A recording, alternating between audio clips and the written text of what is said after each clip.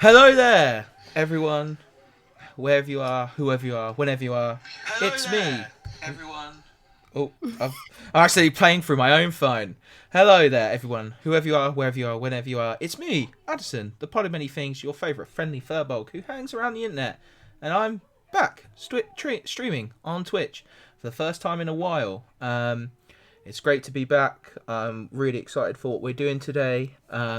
We are going to be gaming for good in the name of SANDS charity in the UK, which is the Stillbirth and Neonatal Death Society, which is a society that helps with the deaths of children both in utero and post delivery, postpartum, whether it's stillbirth, incompatibility with life, etc. I did a podcast with my wife about this a few years ago now, where we talked about our experience with this and the massive amounts of charity that we were afforded because of SANS in terms of our stay with our son Clark. And so we are gaming for good in the name of Clark today, and we're going to be playing an awesome game called MECHA HACK by my friend Matt Click. And Absolute Tabletop, and we have done something a bit fun with it, and we will get into that in a second. But first, I would like to introduce you to my friends. Two of them do not have any form of like picture or anything, so hopefully you can recognise them by voice. So we'll go round. Would we please have my friend Ollie? Ollie, would you like to introduce yourself for everybody, please? Yeah, sure. My name is Ollie. I'm a young lass from Norway. I point out my window. Um, yeah, I've been playing D&D and D&D adjacent things since I was pretty young. It started off with just simple homemade systems by my siblings. And now I'm here. Pretty fun. It's awesome to have you. I really appreciate you giving up your time to play games with me and mess about with me, doing stupid stuff. It's great. It was fun last time. Yeah, me and Ollie met on Roll for Good. It was a great time playing everything but the dark, so we're going again. Um, let's go with Jay. Jay, you there? Yes, I am. I also met Addison in Roll for Good, Everything but the Dark. Had a great time. Yeah, I'm Jay. I have been playing D&D and RPGs in general for a little while. Big fan, and I'm really excited to support the cause as well. So happy to be here. Thanks for having me. You'll find donation links for the cause in the chat in a second. Before we'd get introductions out of the way, get the game rolling, get some RP going, and then I'd put the link in the chat. It will direct you to a Facebook thing because of my inability to set up donations on Twitch at the minute due to my not streaming enough. So hopefully we can sort that out over the summer. And then we're going to go to our new friend Yako. Hello. Hello, Yako. Tell us It's about me. your son. I'm Jako. I'm a longtime fan of both tabletop RPGs and anything related to transforming superheroes. My very first brush with tabletop RPGs was before I could walk even. That was back when Damage was still the wizard. Fair enough. And I'm likewise very excited to be here and looking forward to having fun with you all. Thank you very much for your time, Yako. It's very rare. Like when I met Matt, who designed this game for the first time, I did not know that there were people as passionate about nerdy Japanese shit as I was. So the fact that I found someone who loved mech that much, and then I found someone who liked tokusatsu that much, I'm like, yes, finally, someone appreciates like Sentai and Kamen Rider. Like, be my friend, please. like, so yeah, it's great that you are here with us. And then finally, the man, the myth, the legend himself, Luke P. Tell us about your son. Hello, Edison. It's an absolute pleasure to be here. My name is Luke Piechowski. It's my first time doing an actual play stream. I'm very excited. a big fan of anything involving exosuits and punching giant monsters.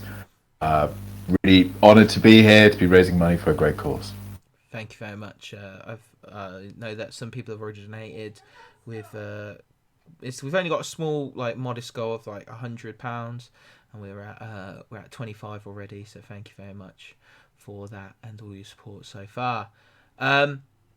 So without any further ado, we're going to jump into today's game of Ultraman Legion. So it's a bit of like Star Wars yellow text for before we start the game, and then we shall carry on. And we're going to do live character introductions, a bit like how I did in Everything But the Dark. So when I call your character's name, that's when you'll like introduce your character and stuff like that. So hopefully that is okay. So we are in 2064. We are in the near future, and after the original Ultraman visited the Earth, bonded with a human Japanese man, and helped the world see a better future through fighting giant aliens as a giant version of himself, as the Giant of Light. We then had Shin Hayata's son inherit the role of Ultraman almost 30 years, almost like 20-30 years later, as a teenager, as because of the fact that his father had been a host for the original Giant of Light, he had extra human abilities, and he was able to don one of the first Ultraman suits, high-tech alien exo armors that helped amplify the Ultra Force inside Shin and his son, and moving forward to become Ultraman. And then we discovered that there were multiple Ultramen. There was Ultraman Ace, a young human boy who'd made his own suit with like mechanical arms, who had lost his arms in an alien attack and had like alien cybernetics. You had Ultraman Jack, the Ultraman sponsored by American government, who had like a large, almost like colossal suit for taking on bigger enemies. You had Dan Miraboshi, Ultraman 7, the katana wielding like badass company man. And then you had Taro, and again Shin Hayata once again donned the armor as Ultraman Safi, and Ultraman Taro is a human edited to become like a fire monster outside his suit, and the suit was also actually made to contain him. Upon seeing the success of having such a team of Ultramen, the UN and the SSP, the Special Space Patrol, decided that to make the Earth a safer space and finally allow homogeny between humans and aliens, they would put the UltraLegion into effect, where they would find about 10,000 special individuals who could fulfill the role of Ultraman, sped across the globe as United Nations, like peacekeepers,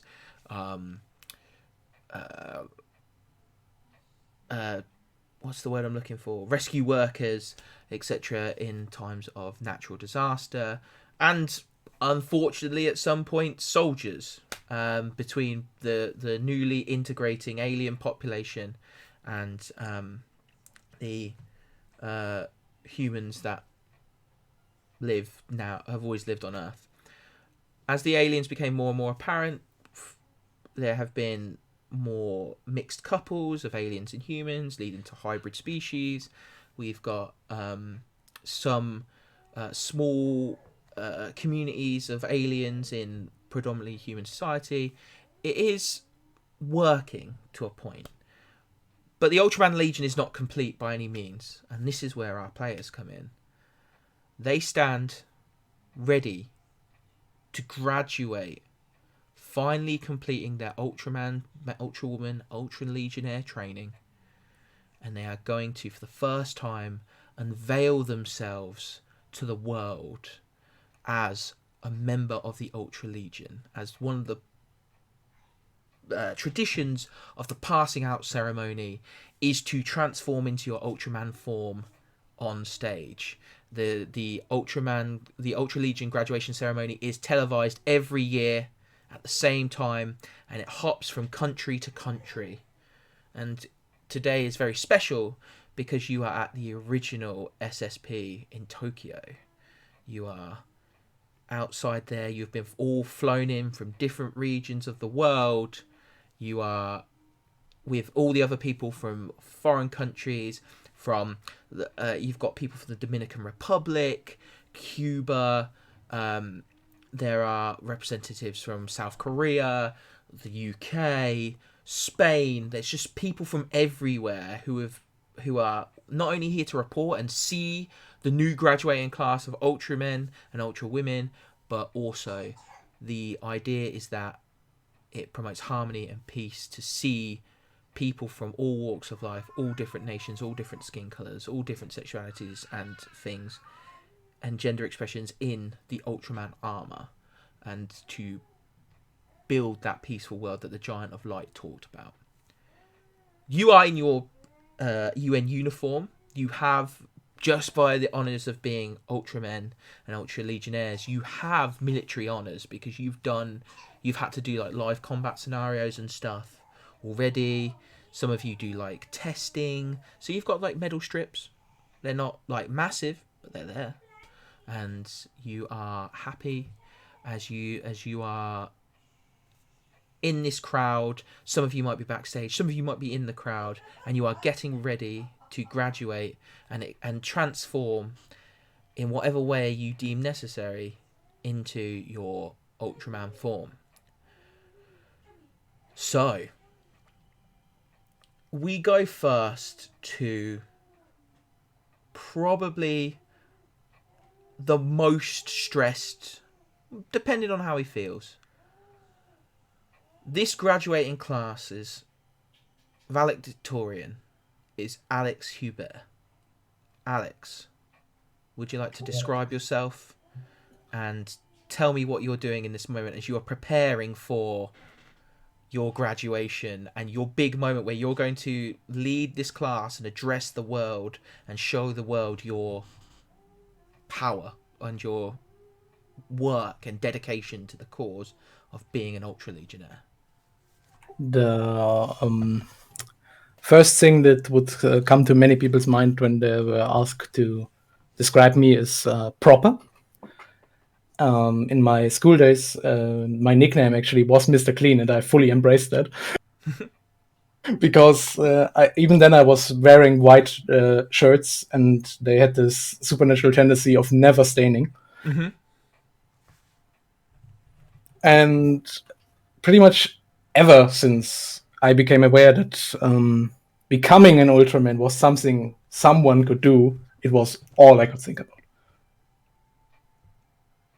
And I've been working tirelessly.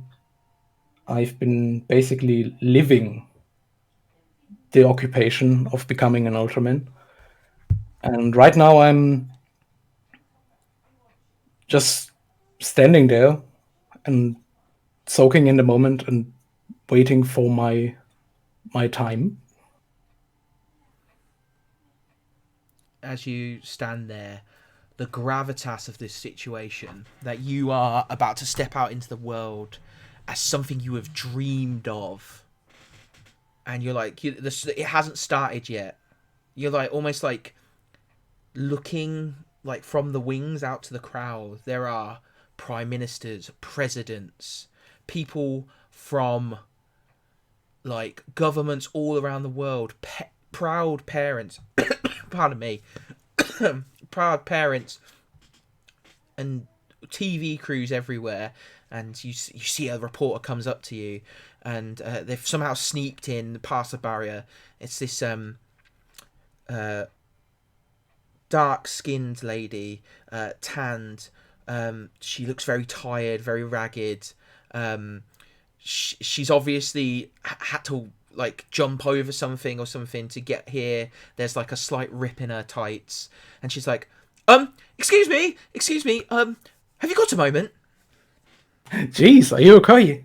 I'm fine, thank you. And you notice that she's like this. I would say that you would notice, like with your like training, that there's something obviously in her hands that she keeps like pointing at you, like she in like a prayer like position, like you can see me doing on the camera. Like she's got something in her hands, like and she keeps like pointing it at you, and she's like, I was just wondering, who are you? Meanwhile, I'm sort of looking for perhaps some sort of staff that could be able to. There's a couple of like people running around with like headphones on and like speaking into like obviously the big like producer microphones attached to their like headsets, and like telling people like they're running like light cues and stuff, which is pretty fun. What do you want to do? I'm going to signal with my hand to her side on me towards the staff. Oh, well, and she like kind of sees you do that, and she starts like panicking. She's like, well, what do you think of the current anti-alien sentiment growing amongst working class people in some countries, mainly in Europe? And she like thrusts this thing in your face, like she's like trying to get any comment she can. Do you think the UltraLegion is doing enough to relieve people of the current financial crisis? Like, I do believe that justice is universal. And she's like, so would you say that it's just that people in these poor situations are being replaced by cheaper alien workers? And she like puts it in your face as like two like hulking like security guards come around the corner. She's like, there she is! And they like charge towards her. She's like, gotta go, thanks for the comment. And she starts like running like away as they run past, let's say Jay, they run past you, June.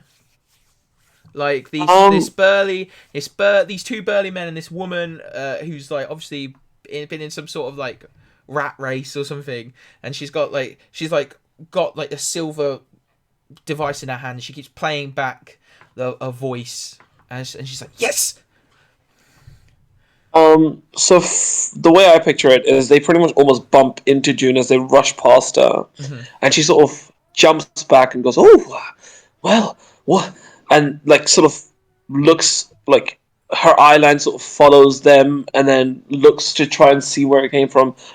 June is very much a curious character, so she is trying to figure out what is happening, and her sort of so. As you can see from the picture, her face is sort of lots of little joints because, like, the mask is essentially her face, and sort of that furrows in a bit of a puzzled look, and she sort of follows down the hallway where the burly man and the lady ran from to try and get to the bottom of it. So do you want to find out what these guys are doing? Yeah, I'm trying to follow. I'm not trying to follow them. I'm trying to get to the source of where they are running from, so to see if something happened there or something. You get the idea. It's easy to tell that she's running from him. He's one of he's got a similar uniform onto you guys. So like, he's obviously staff at the event. He's got the MP armband on as well because right. And I would know what a recorder is, I guess. Yeah. Yeah, of course you would. Like you've it's probably like really low tech compared to what you've seen in the past. Like and you're watching this man run from and just So she gets a bit of a smile and then goes, "If you need another quote, just let me know. Find me outside at some point." So she you hear the woman tries to. Thank you. I'll be back. I don't know your name, but please don't let them arrest me. Like, because she's like running as it's June. It's June. As I feel like they then run past Jack, who I feel like Jack would be a very much not like maybe backstage, like almost like waiting. Absolutely. So let's talk about Jack then, Luke. Oh, so the security guards go pelting past. This young woman goes pelting past. Jack is sat up on just a piece of kind of stage equipment. He's got his boots slung up. He's wearing like really well polished Cuban heel boots with a bit of like a metal strap. He's wearing, as well as his kind of Ultraman, the kind of academy uniform, he's got like a very worn Air Force jacket, like an olive green Air Force jacket kind of shrugged over it. He's got his medals kind of pinned on. His blonde hair's kind of messed and spiked out. He's got his collar loose. He's just on his phone. He's got headphones in. You can hear music kind of blaring out from them. He's listening to like terrible hip hop and rock mashup. It's awful, but he thoroughly enjoys listening to it.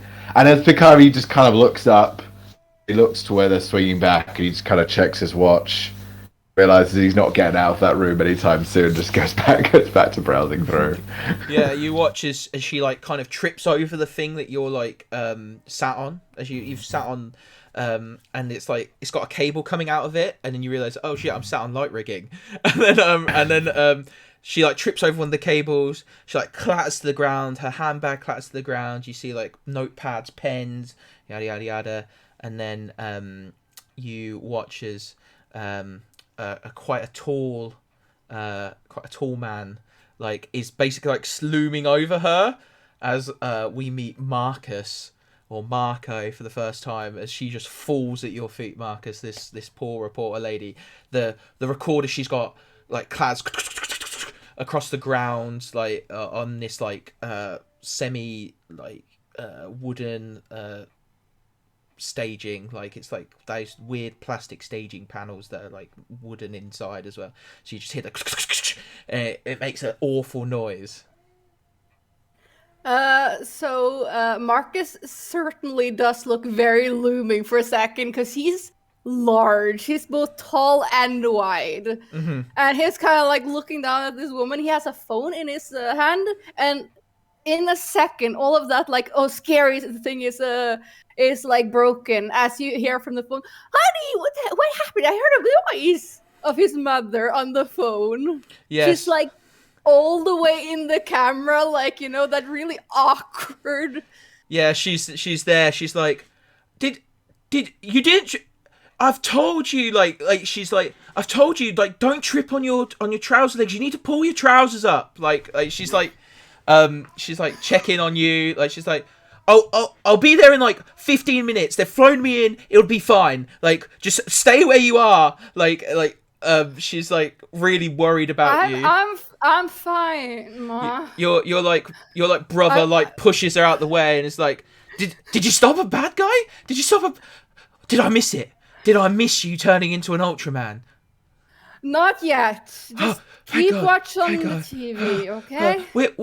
They sent a limo. Like with one hand, like, Marcus, they've sent a limo from the ground. Yeah, like he's your brother, and like one hand like this, one hand trying to scoop up this lady that tripped in front of me. Like, are you okay? It's okay. Yeah, she, this security guy is like trying to grab her off you, and realizes who you are, because again you're in quite a weird position, because you were like a micro celebrity before as well. So like he like looks at you and then goes, if you got it, bro, you got it. Yeah, like, I'm gonna like. Can I maybe like after this like he like just like trying to like say that he wants an autograph, but he doesn't want to like seem uncool. I got no hands right now, but afterwards, okay? Afterwards, we'll sweet, figure bro, out sweet. Actually, do you have a phone on you? We can take a photo here. And he literally pulls out his own phone and then, like, with the woman, like, I still have my phone. It's just like the weirdest like selfie he takes. Like, I kind of. Yeah, like, and like you guys. I kind of imagine the woman offering to take the picture. So June like comes up, offers to take the picture for you, and he like looks and he like looks. And he's like, "Oh yeah, please." And you like kind of, do you want to drop the woman? I kind of like go to the side, so she's kind of behind him in a way, like, you know, like I'm leaned up against this guy, right? She's behind. Yeah, you like use his quite wide frame to mask her. Yeah. Like you could just like see the corner of her head out, like out his shoulder. Like it's like he's got the one before. He's gonna get this one with June. They're the weirdest but greatest selfies of all time. With like one of his like boxing heroes, and he's like, Oh, thank you so much. Thank you. And he like, for the first time, he gets a good clock at you, June, and he kind of goes, "Fuck!" Oh, and he didn't realize that because he touches your hand as well by accident as you go to, and he realizes that that's metallic too, and like it's cold, and he's like, "Fuck!" And he like, "Oh, thank you. I'm really sorry. But I'm gonna go, bro. Like, you deal with that. Just make sure she goes back to the press pen, please. I'm gonna go and there." And he like just walks off, like, because he's like, he like looks at Jack for a second, like kind of like in disbelief as he walks past, like, "Thanks for nothing, bro." Like, and just like walks off. I don't know if Jack wants a response to that, but Jack, Does Jack even notice? just he's Jack's Oh, listening to.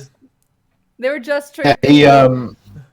he kind of walks by. So the security guard kind of walks off. He looks up as the security guard does, and he just kind of looks over to Marco, and immediately there's like a.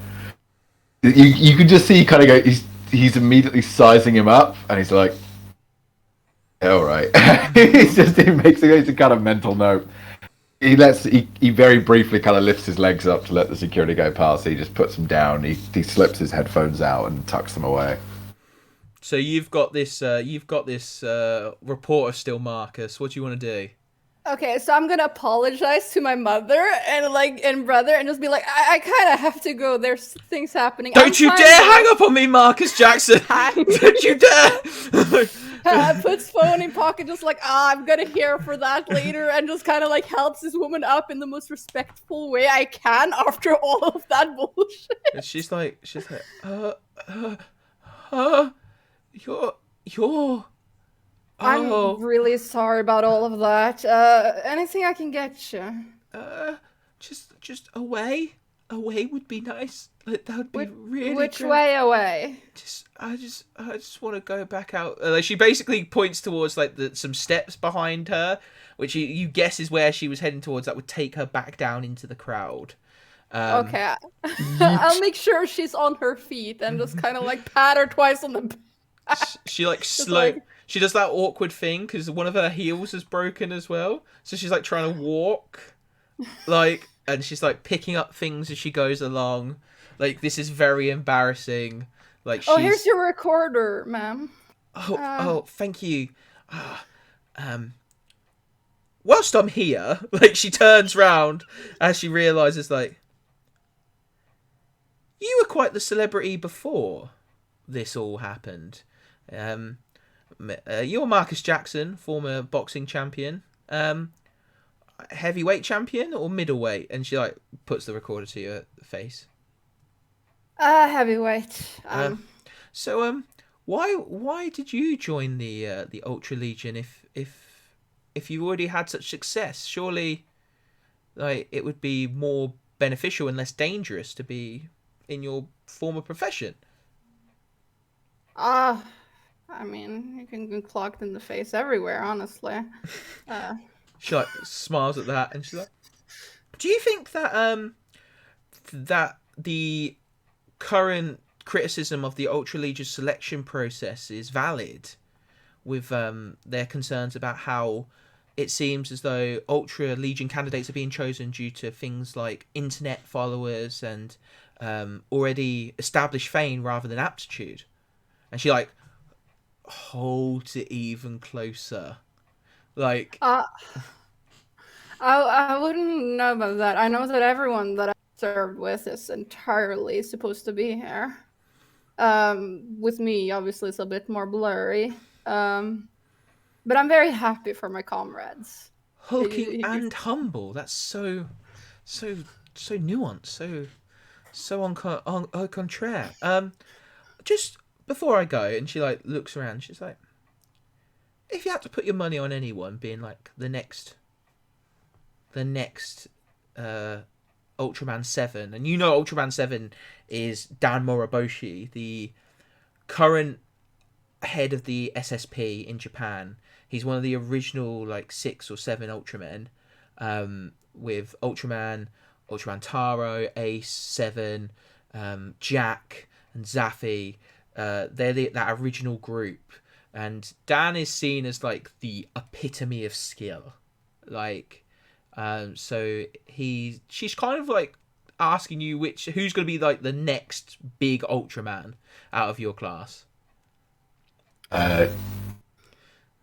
If that question's asked, yeah, there's the sound of like wooden Cuban heels like bang against the stage floor. It's just like, all right, Marco, I can answer this one, and he leans so very much into the microphone, and he just looks at this lady and goes, "Got a camera?"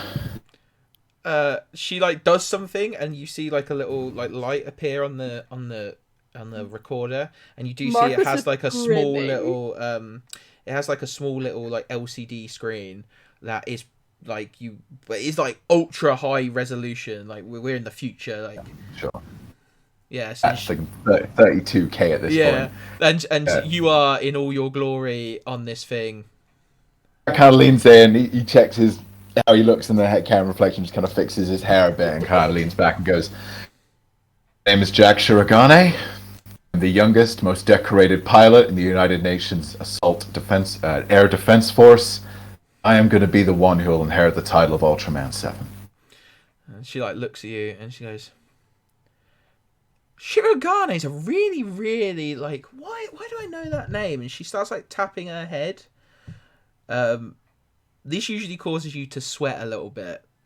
Yeah, he kind of drags his hand down his face a little bit, and you can see the shoulders, the jacket tighten just a kind of a touch, and he goes, "It's a very common name in Japan. I don't know." Marco is like gonna slap his hand on his shoulder and just be like, "And don't forget it, ma'am." And she sees you like begin to hulk over again, she's like, "Oh," and she realizes that she's now got two Ultraman candidates like staring her down, and she's like, "I am not in the best position to like carry on with this, so thank you very much for your time. I really appreciate your comment, Mr. Shirogane. I hope to meet you again soon.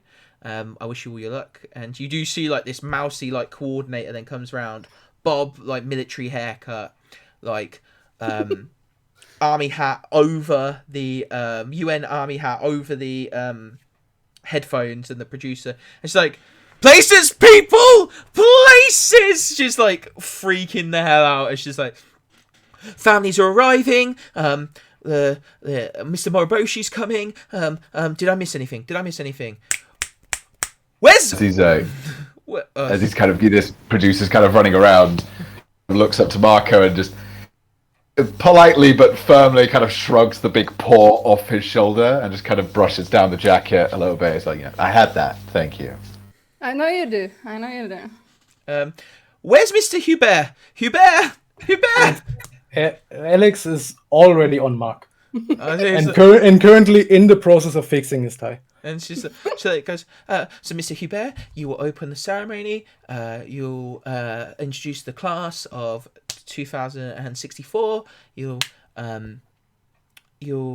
then call each member up by their original name, and then after they transform, you'll present them as their Ultraman self, and then we will finish off with you in your obviously gallant armor.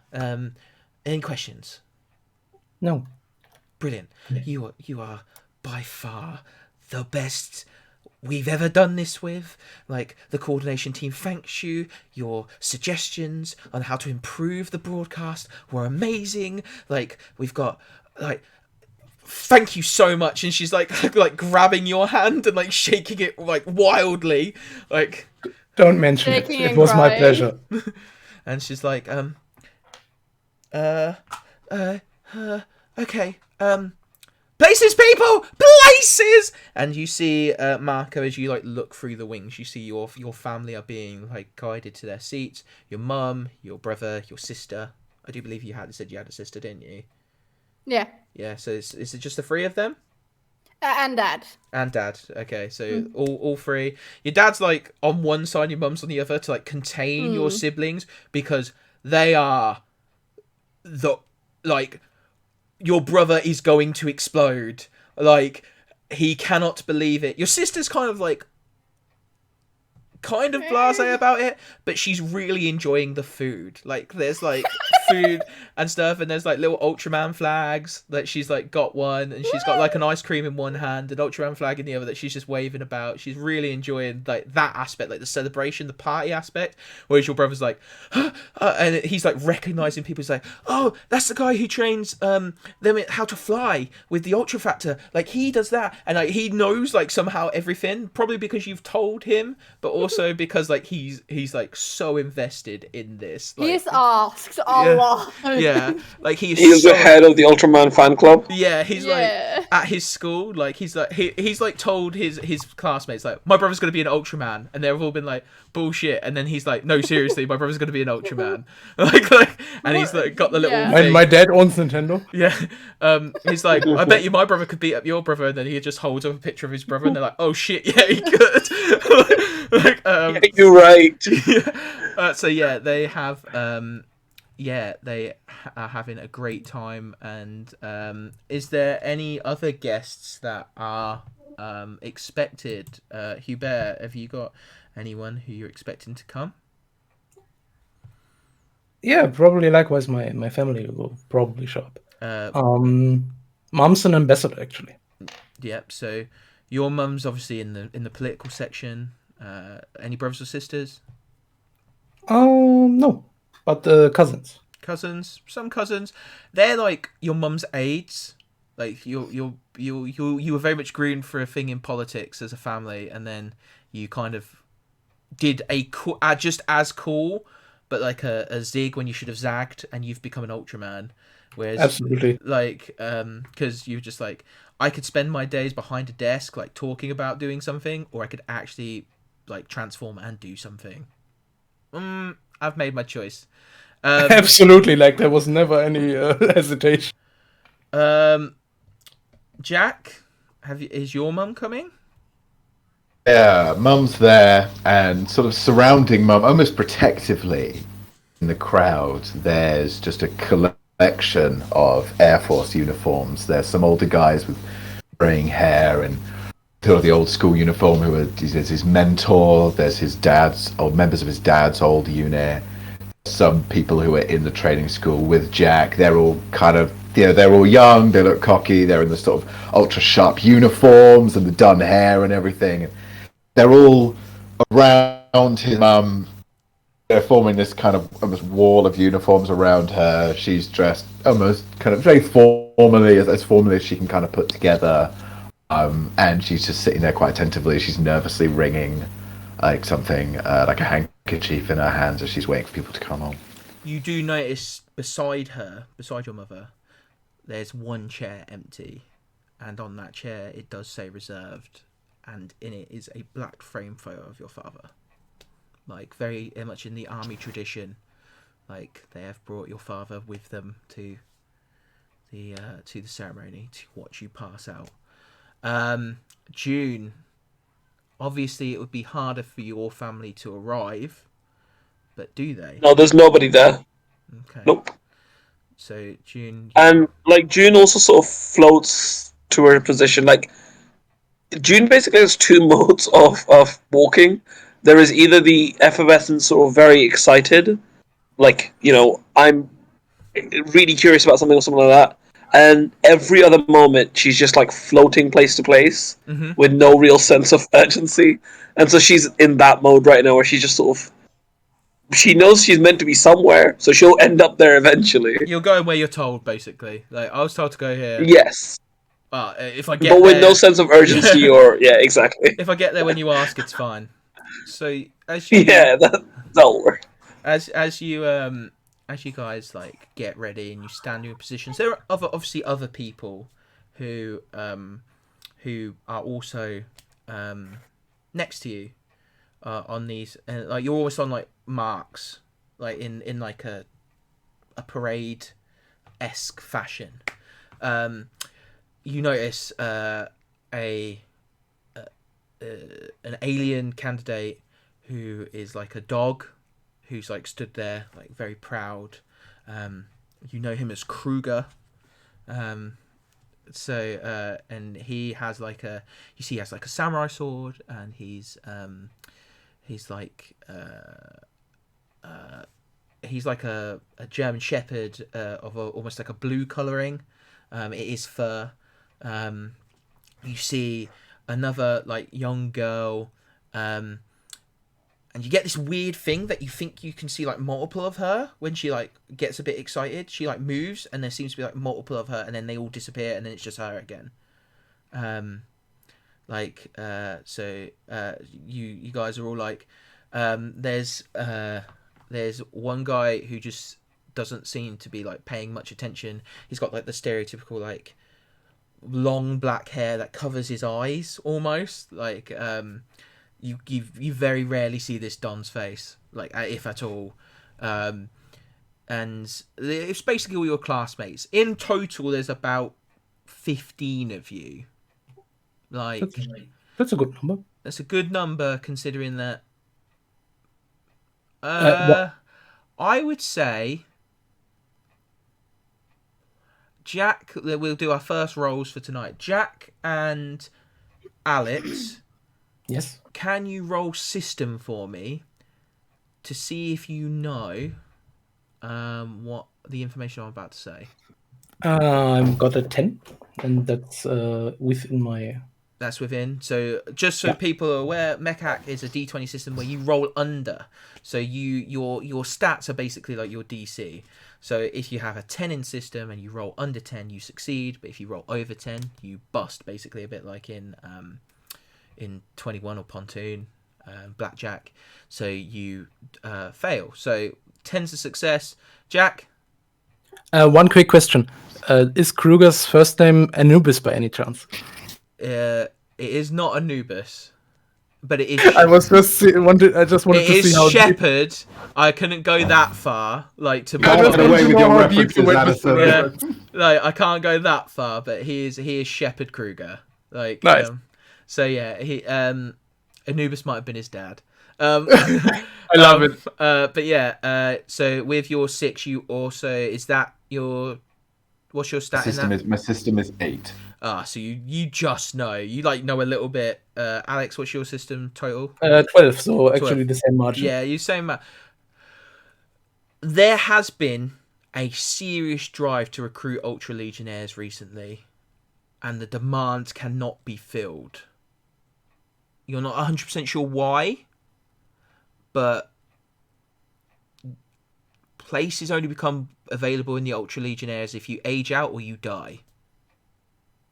So either a lot of UltraLegionnaires are dying, or a lot of people have decided to retire this year. Seems weird. The number of UltraLegionnaires stays pretty constant then. Yeah. Is that right? Yeah. Yeah, so the Legion is very literal.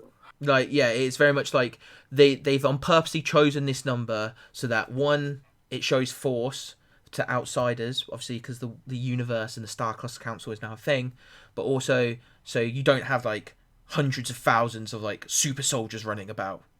Like they are very much like, yo, we're gonna have a set amount all the time to spread across the world and tell people that we will fight back if we need to. That we can control too. Yeah. And then, I ask, just for the sake of when we do the armor transformations, is the stage we're going out onto, is it open air? Yes. Yeah, so it's critical information. It is an open air stage, yes. You basically, it's almost like a thrust stage. So when Alex announces you, you'll parade out like kind of like around him, and then he will announce each person in their line. They'll transform. You've done the drill multiple times. You use your transformer, whatever you've decided your like morpher is. It could be a talisman, it could be like a phone or whatever, and you show off. So the lights come on. You hear the tannoy, ladies and gentlemen, and like obviously you hear like the multiple translations. Like everything takes a little bit longer because they translate into like loads of different like languages. Right, they start with English because they believe that's the common parlance. Then they go on to like the next one, which is Spanish, Chinese. Like they go like down, and then we present to you your 2064 Ultraman graduating class, UltraLegion, graduating class valedictorian, Alexander Hubert of Germany, like, and he like comes out. Alex is like allowed to walk onto the first stage to a podium right at the front of it. Alex, what do you do? Alex strides onto the stage with purpose. You could take a video of him walking, and probably everyone would be convinced that after the first 3 steps it was on loop, because it looks very, very consistent. What's up This is what Alex practices in his spare time. He absolutely does. You have seen him do it. On multiple occasions, even. Walks up to assume a podium. Yep. And starts with a, I hope, winning smile. Mm-hmm. And goes, "Hello, world." Everybody like quiets down, looks up. You see a little boy in the crowd, very excited. He's like fizzing seeing you. Like he's like, ah. He looks a lot like your classmate Marcus, but his hair's a bit shorter, and he doesn't look so tired. I give him not a wave, but an extended hand. He like, I see you. He's like slowly like backing off. He saw me. He like looks at his sister, and his sister like looks at like this Ultraman like themed ice cream and just continues to like eat that. You may continue. Everybody is paying you the attention that you deserve. I am honored and humbled to stand here before you and to introduce to you my classmates and future comrades who have known to respect and depend on, and who I know that you will be rewarded if you put your trust in them. You watch as everybody like stands up and begins to clap as you signal for the Ultraman lines, the UltraLegion line, to come forward. They begin to like come into step. This is parade. This is like military maneuver. This is not just, oh yeah, like a catwalk or anything. This is, we are a united front, a force. We are military trained. So, I would like you all to roll mobility, please. Apart from Alex, who is standing still. Mobility rolls, please. Yes, dodge the roll from the dumpster. I rolled and I worried briefly, and then I remembered how high my mobility is. So Mine that is was not high. and it was a 13. I got on a nat an 1, which I think is a crit, right? It's crit success. So you got a nat 1. Yeah. What did you get, Ollie? I got a 9, which is under mine. Yeah. How far under is it? Not very. Okay, so you like fall out of step a little bit.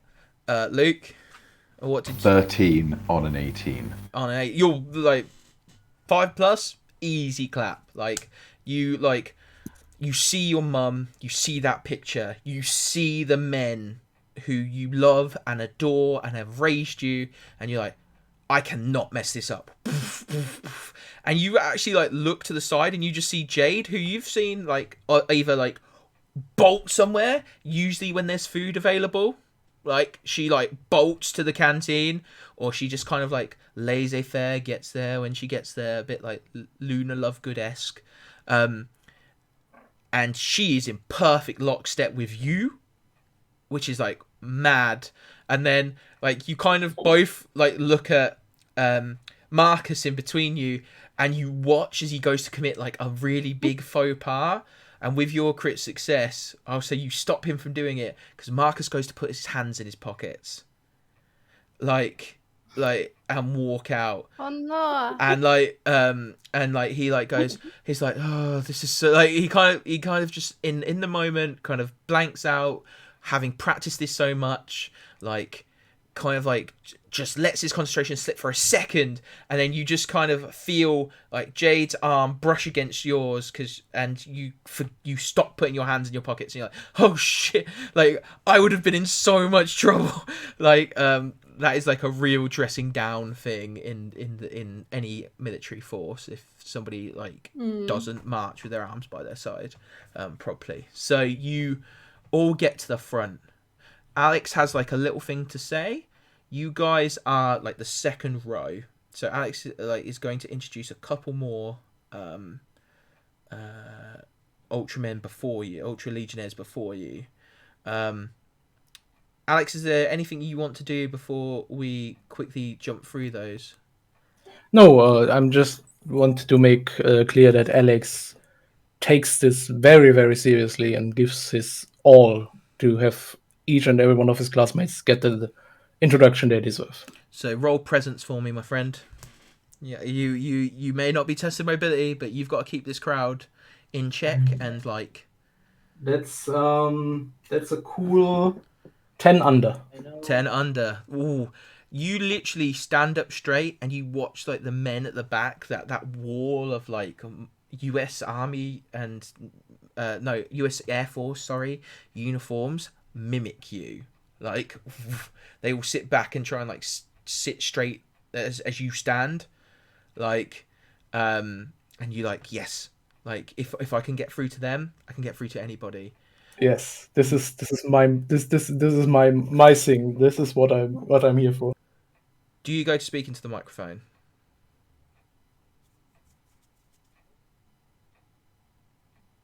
Alex, do you go to speak into the microphone? Oh yeah, obviously. As you do, there is a massive amount of feedback,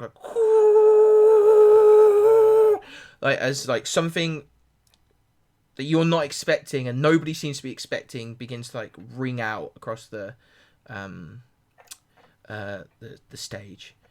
You look round towards like you don't look panicked, but you looked around towards the tech team, and the tech team are like holding like their headphones kind of like away from their head, and you notice that some of them's ears are bleeding, like from whatever just happened.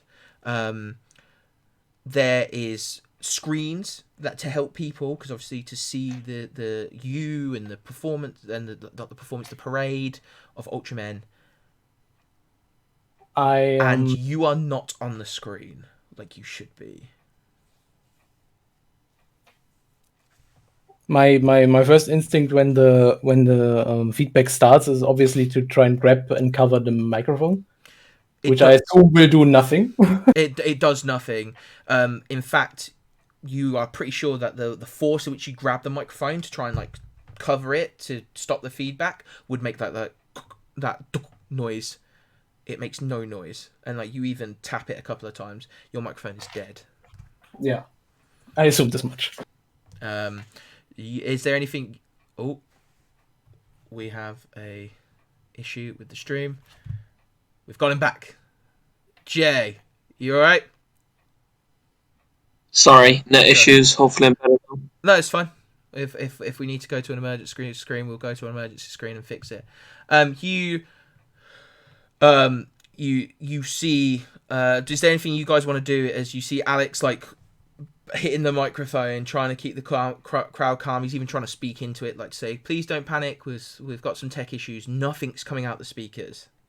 As soon as Jack realizes something is wrong, he's still standing sort of full of attention despite the kind of shabbiness. You know, this is something he's done every single day for years. As soon as he realizes something is wrong, looking to the crowd, he's seeing where his mum is, he's seeing like where his mentors and his friends are, and he's just thinking, okay, they're there, exit. And he's in his head, he's going, right, exit, and he looks directly up to where the open skies, and he goes, exit. And he's listing these off in his head. Like, obviously my guy Jack is fairly quick in his responses, but a bit of a short moment after, Alex will turn towards his classmates and go, Legionnaires, at attention. As you say that, one of the Legionnaires just gets domed. Like he like Kruger goes to turn and given it, and he like, I did roll for it. I'm really sorry. Like he's the one who got rolled for. Kruger goes to turn and he doesn't even get all the way round to like start telling people what to do. He drops to the floor, a bullet straight through his head, and that feedback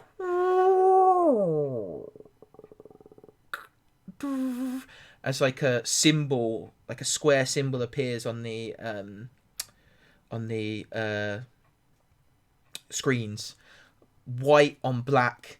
It's almost like a geometric shape, lots of lines making like it very confusing to maneuver through. There's an obvious center spot. It looks like a maze, and underneath it is just in like very clean handwriting is the word Daedalus.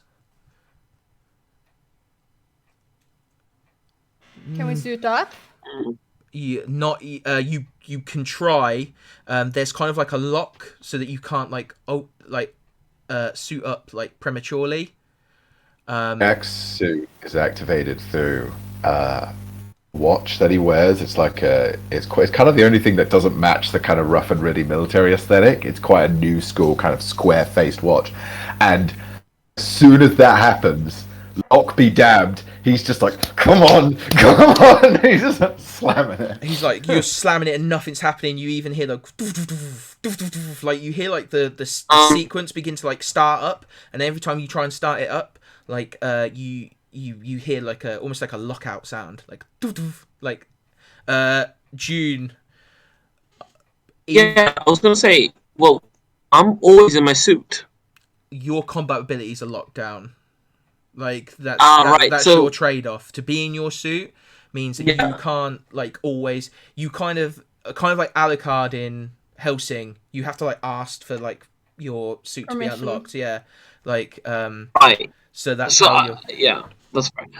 So you hear like this thing of like, now that I've got your attention, and like that symbol like disappears, and you see like a power suit enveloped figure like sat on something, like something made of something, and he's got something in his hand, and he's like almost like talking to it, like in like a like Shakespearean way, like alas poor Yorick, I knew him well. You do realize it's an Ultraman helmet, and he's like, the inventor Daedalus realized that the power of God should not be in mortal hands, even chastised his only son in order to tell him, and when he ignored him, continued in his way. Left his son to perish because he did not take the advice and flew too close to the sun. Poor Icarus. Poor humanity. However, Daedalus also knew how to control the god's wrath. He built the labyrinth, contained the Minotaur. You guys have become too reliant on your gods, and you no longer contain them. So I have come as your new Daedalus, your new divine engineer, and I have come to contain your gods for you, to tell you not to fly too close to the sun. You invite aliens and warmongers, and you give them weapons. I would give you tools, I would give you crops, I would give you the world, and possibly, if you wish to take it, through human hands, the universe. So welcome to Daedalus, my friends. Welcome to your new labyrinth. And as you watch your watch then like the lock comes off of your watch and you hit it, poof, like Luke, what's your transformation sequence like as you hit your watch and it works? The reason I asked if the place was open air is because as soon as the thing is hit, there is an explosion from outside the arena that rocks the building. You can see the clouds above it ripple and split, and this this silver dart, silver and blue dart, just rips through the air. It's like this banking turn and comes down, and it's the suit. It comes down, it swings round, so it's got its metal kind of jet fighter wings snapped out, blue flame screaming in these really tightly controlled jets, bring it down to a bearable speed. It swings down to my position, the back of the suit kind of opens up, and he just without thinking, just sprints into the suit, and it kind of stitches up behind him, and finally the helmet just swings shut, and you see the visor blast into life.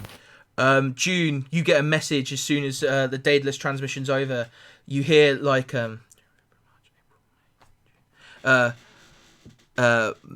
is midnight on May 31st. You are free to go. Because that's the day. It is now June 1st. That's the code activation. So June, what's your transformation sequence like? Oh, right. Sorry. That went over my head for a second.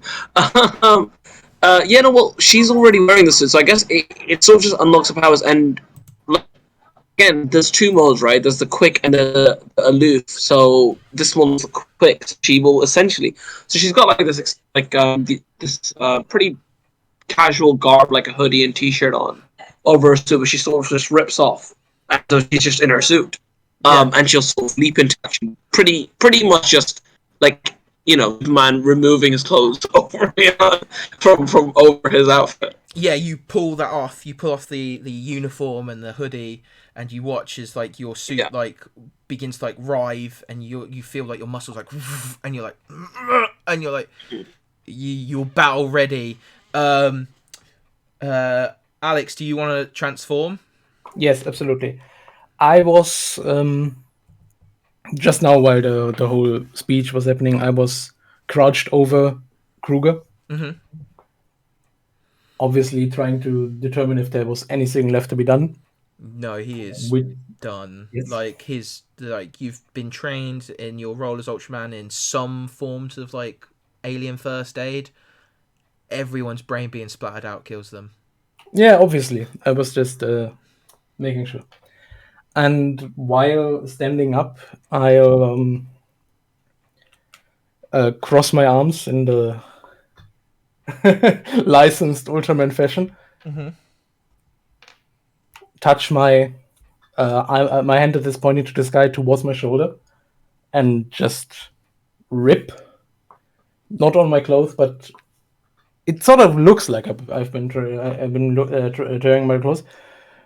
But actually, I tear from almost nothing this impossibly large and billowing red cloth that I tear in front of myself, that wraps itself around me, and with a gust of wind that is coming from nowhere, seemingly, it spins around me and ends up becoming my red scarf that you can see on my character portrait. And a little pressed because of the loss of his comrade, but confident nonetheless, Alex will say towards the crowd, "Have no fear, Ultraman Gallant is here." You do the thing. There's an explosion behind you that you're not sure where it's from. Yeah, absolutely. As you pose, and the pyro guy went off a little for me. Yeah, you for some reason you're holding your thumb up, and there's a glint, ting. Marcus, you see, your brother is cowering. Do you wish to transform? Yes, definitely. Mm-hmm. I'm going to, out of that pocket from earlier, I'm going to pull out this little round orb kind of, and I'm going to click on a little button on it. It's going to immediately wrap itself around my finger, and I'm going to throw it out almost like a yo-yo, but it's more of a net, and then it's going to back onto me and just kind of envelop me. That's dope. So you like, doosh, doosh, and you almost like you almost go to meet it as you pull it back. Kinda. You go to meet it and like through it, and it's just kind of like all around. Ultraman's Lucky, Prince, Gallon, and Ultrawoman June have been deployed in combat as you watch to see if you can find where the shooter is. Do you wish to find the shooter? Crowd control? How do you want to tackle this? As you like the dramatic music starts playing, like as like you watch as he's taken one shot. He's probably had time to reload if he's not already got like a multi-magazine rifle. If he's aiming at Ultraman, he can probably hurt Ultraman. Like, what do you want to do? He's moving to immediately cover his mum and get her out of there. Right, Jax, you like hover above your mum. Your mum like looks at you. She grabs the photo of your dad, and she's like you see like the military men have all got their guns out. They're all like, I'm going to shout, Prince, I need you airborne and find the mark. Leave this to me. We're getting to the problems with authority real fast. So he hears that, and he sort of scoops his mum up into his arms, just got to kind of braces her, and the voice kind of comes out, sort of slightly modulated. He just goes, "Hold on," and he just takes straight off. He's heading through the aerial dome. Mobility +3 for me, please, Luke. Brilliant. +3. It's a 4. That is 7 total. 7 total. You watch as the red dot passes on to you. In trying to find you, finds your mum at one point. Whatever it is loud. It is, and you like almost like barrel roll out of the way with your mum like close to your chest, like as this person tries to fire a shot at you, misses, but you have managed to avoid an attack. June and Lucky, what do you want to do? As you are here and you can see that Prince has taken a civilian, just one civilian, and he's been fired upon. Gallant's trying to give orders.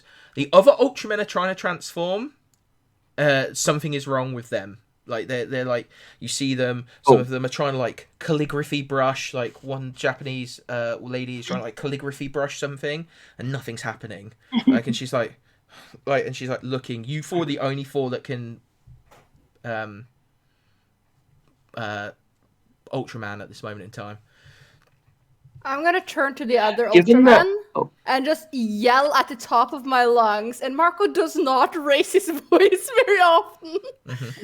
And he's gonna just go, "Move out of the way!" and just try to shoo them away. And then I'm gonna fuck off. Roll presence for me to see if they pay attention. Yep. That is a 13. My presence is 15. So they're gonna take a little while. To like get a grip, but you do manage to rip through them. They go, "Well, I am useless. Like I can do crowd control. Like I can do like normal soldier things. I just can't take someone who can dome Ultramen right now. Like that's their job." And they start like moving. June, what are you doing? Is there any way, given the fact that this, because I've got my module's particle barrier, what I want to do is try and identify the source of the shot, and then basically just like put a giant barrier in between, so completely trying to obstruct the vision to as much as I can from the shooter's sight line. You can do that. You can do that. I would say that to effectively do it, you will need to do a systems roll, and then this will take both your actions of a turn. You'll do a systems roll too, and then you would use action your particle barrier. Remember, your particle barrier does rely and again, if you need me to roll on reactor die, doesn't it? I believe so, yeah. So first of all, my system is 14. I rolled a 7. I need you to double. I do need you to double it because this person is cloaking from you specifically, like not you specifically, Oh, from Ultraman. dang. So you would hit 14, which is a failure. Sorry, I should have declared. Oh, that so beforehand. meeting is failure. Meeting is failure. Ah, dang. So you Okay. fail to find the person. Do you still wish to deploy your particle shield? Well then, I mean, I don't know. So you're saying I don't know which direction the shots are coming from, even? You get a general gist. Like it's like facing the stage in some sort of direction. But Kruger, the way Kruger was turned, like it could be like northeast from the stage. Northeast. Okay, Or it could be so northwest based on the way that Prince has had to. It is in front of the stage, no matter. It's not like coming from behind or anything. okay, but I have no idea. Okay, so then, given that, then June's gonna try and basically help the soldiers on the ground crowd control. Okay. Just like get people, because again, her priority right now is to prevent casualties, not find the shooter. Yeah, after yelling at the people, I'm gonna immediately start like flying northwards and scouting for like where the fuck this person is going. System roll from you, and then we'll go to the other two. Can I have presence from you, please, June, as you try and I got that 2. This That's very low. to try and like I have- crowd control. No, to try to look. No, sorry. For the... Oh yeah. Sorry, so this is for June. Sorry, Oh yeah. June. Yeah, so my presence is 12. I rolled 11, so You're helping, but people are beginning to panic because you guys' presence is good, but the fact that they're watching other Ultramen not be able to do their job is very distressing. What did you get, Ollie? I got a 2. 2. This Which guy is very good. is far away. The only way you see this guy is literally like one of those like film scenes where you literally like zoom across like half the city of Tokyo. You go from skyscraper to skyscraper. You see like a glint. Roll mobility as he fires at you. +3, please, because he's seen that you've clocked him. Can I, instead of that, take the bullet? You can take in the order bullet. to attack him? You can take the bullet. I am going to warn you, it is specifically built to fight Ultramen. Okay, maybe I shouldn't, but also my mobility is really bad. Yeah, if you want to take the bullet. Oh! I got a 4! +3. 4 plus 3 is still within. It's not crazy within, but it's a 7 then, and my thingy is 11. Ooh, so you like it cracks along your cheek like, as it like red dots you, but the armor like because you managed to like you just see as this thing like hits you and you're like but you've got him. Like it will take you a couple of turns to get there, but you've got this guy, and he's probably gonna keep firing at you as you make your way towards him. That takes us back to Gallant and Prince. What do you want to do? How do you want to like deal with the situation at hand? You've been fired upon, Prince. Gallant, you're doing it, trying to order people around, and some people aren't listening. I've been trying to order people around and keep everyone safe. Mm-hmm. But apparently, since someone rocketed off, I am apparently needed backing up Lucky. Mm-hmm. So that's what I'm trying to do now. Okay, so I trust that the others will have it handled. Can you? So Lucky can fly. Can you? Fly? I cannot. You cannot fly. So you see, like Lucky get hit. You get a. Wait, did I need a module to fly? I would have. We did say yeah. Oh, okay, then I can't fly. Okay, Can I run over there? You can run that way, yeah. Like you've like those big cool jumps. You know? Yeah. Oh no, you can definitely like super jump. Like that's Yeah. completely fine. But yeah, like you run towards where Lucky is.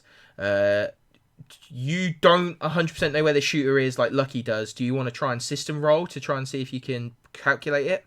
Nope, I am just here to back Lucky up. Okay. Is there anything Where you Lucky wish goes, to do? I go. Okay, so you're gonna follow Lucky on their turn. Okay, Prince, what are you doing? Soon as Prince has kind of dropped his mum safely on the street outside, he's immediately going to come over on the radio. Lucky, have you said that you've spied the shooter?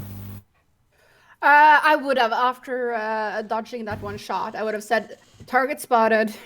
Yeah, and so that would that give Prince a rough enough idea of sort of where and how You far? probably have my coordinates approximately. Yeah, that's what I was thinking. Yeah, you guys have like heads-up displays that like almost like kind of like Right. compass point where people are. Like that you're a fighting unit. It would make no sense for you not to have that. Like they have it in fighter jets now. Like why wouldn't you have it? You said it would take a the couple. exact degrees as well, like Yeah. the degrees from the compass from Yeah. me. Yeah. Said it would take a couple turns Yeah. for Mark to get there. It's not going to take a couple turns for Prince to get there. So gonna activate flight mode as my use action, which does a whole bunch of stuff. I'm trying to remember. Yeah, it's the vehicle mode, which is Yeah, we've flavored it so that it can be like a plane, haven't we? So like the you wings basically- just kind of, Yeah, the wings on his suit snap out, and he's gone, and he's heading straight towards. Do you have to So roll what a that- reactor? It's a roll reactor die. Yes, I do. So that's a D20, as long as it's not a 1 or 2. Oh, good Christ, that was a 1. No reactors are a D20. For a scout, I think it's a D6. Let me check though. Yeah, they're different from mech to mech. Yeah, so scout is a D6. So And roll a you D6. rolled a crit on that one as well. You want to take that one? Unlucky. Is it oh, No. roll, is it? I What think- Roll is that? roll a that D6. Roll a I D6. think Right. one on a reactor dice is usually bad, isn't Yeah, it? it goes down a stage, so he'll go down. This is to my the level. D6 roll. Yeah. My D6 roll was a 5. So you pull on the ultra factor within yourself that has been identified. That's one of the reasons why you're a good candidate. You enter vehicle mode, which like pins your arms to your side, like locks your legs in a bit. And you like straight to it. What does that allow? Does that allow you to double movement? It reduces all movement by 1 action. Okay, so you would get there in 1 turn, but you would be in flight mode. I would also say because you are in flight mode, he is going to aim for you because he can see that you're barreling straight for him. Can I have a mobility roll Also from gives you? advantage. Does give advantage on mobility rolls. You get advantage. Yeah. Okay, brilliant. Roll with your advantage. This is Hellboy. Plus 3. Plus 3, right. First roll is a 10 less a 12 with the 3. Second roll is a 9 with the 3. Easy. You hear like the shot, poof, and you like watch as you almost get like a do do do do do, and you just with like not a care in the world as you like, but like again like corkscrew towards him, and you like bank up so that your body's facing him, so that when you're ready to exit flight mode on your next turn, you'll be like jumping almost at him to like fight him. That takes us to Lucky and June. What are we doing here?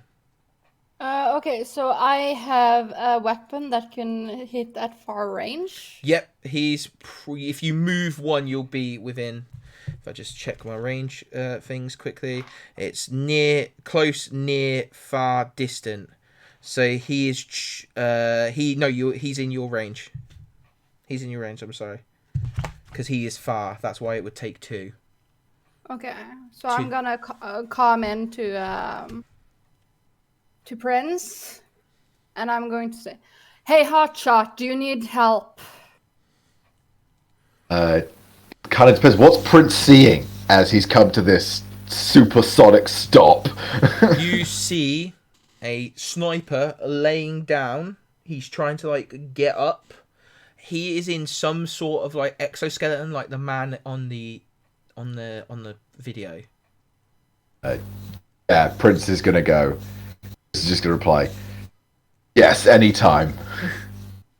Okay, so Marco is going to like actually like bring up his fist while he's sprinting towards. So he's gonna run until far range, and then he's just gonna punch the air. And out of his fist, there's gonna be like first a little shock wave because of the force of the hit, and then a shit of enough tiny missiles that are gonna fly through the air. They've got missile barrage as you like. Yeah.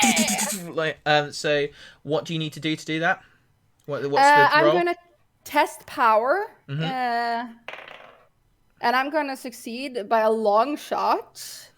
I trust With you. a 9 Mhm. versus my 18. It's So a that long is- shot, but it's also a long shot. Yeah.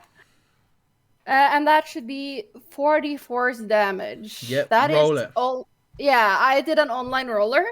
That is almost max, so that's 15 damage. 15 damage on this one guy as he Yeah.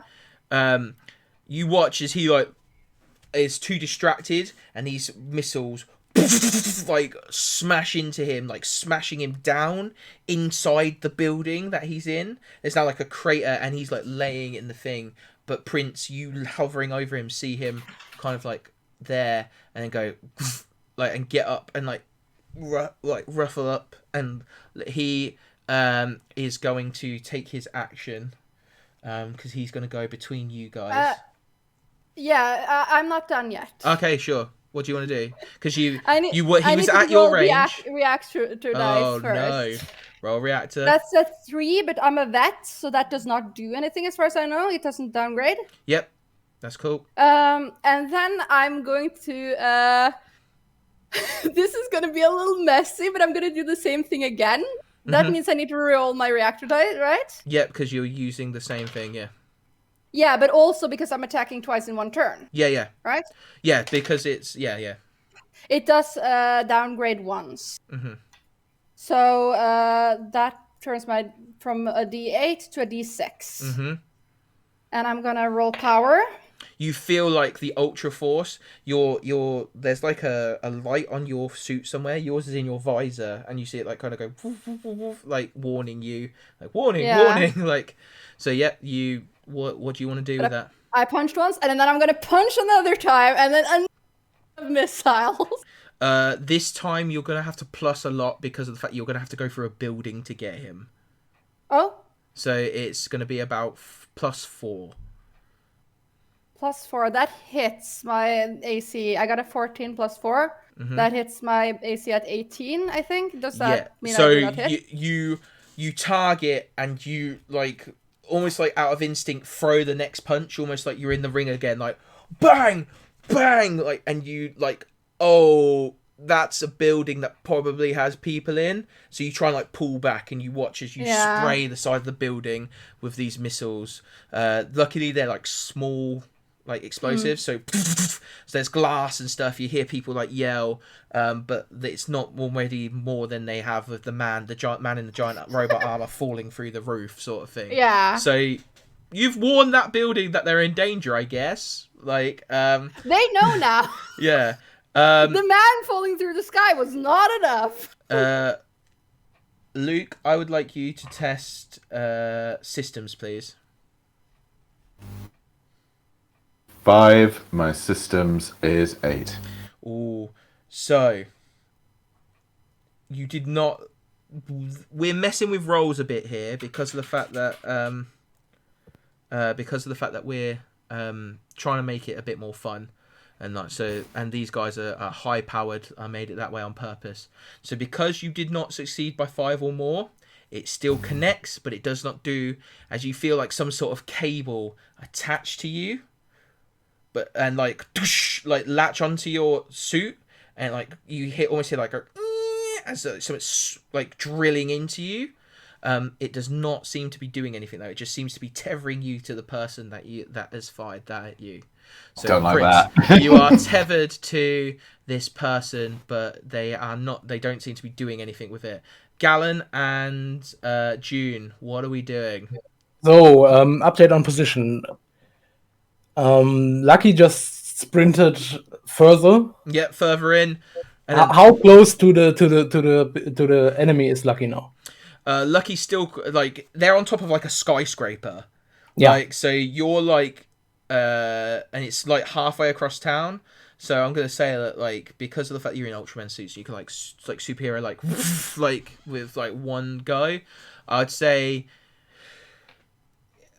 probably maybe a round or two, like 2 movements will get you to the top of the skyscraper if you run along the outside.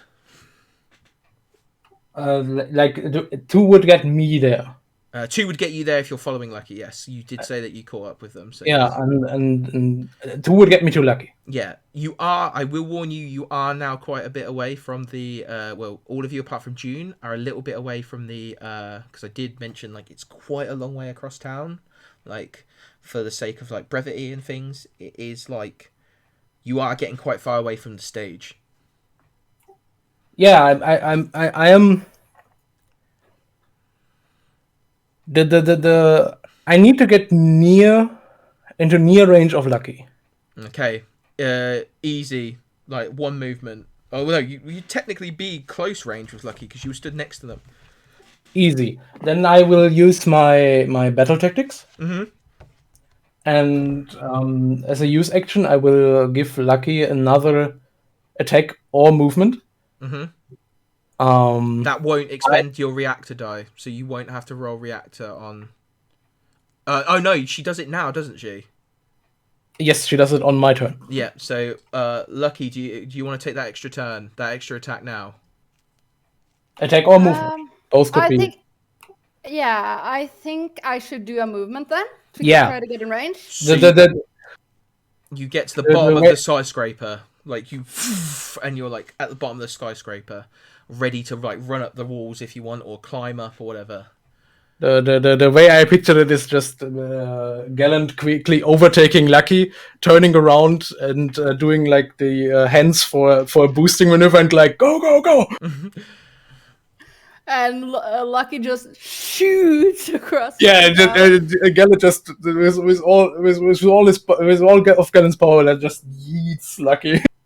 Yeah, like you're like doing like the ninja run as well, so your like feet are like like really quickly, but like Lucky's like like almost like sonic booming, like as like they're like moving forward.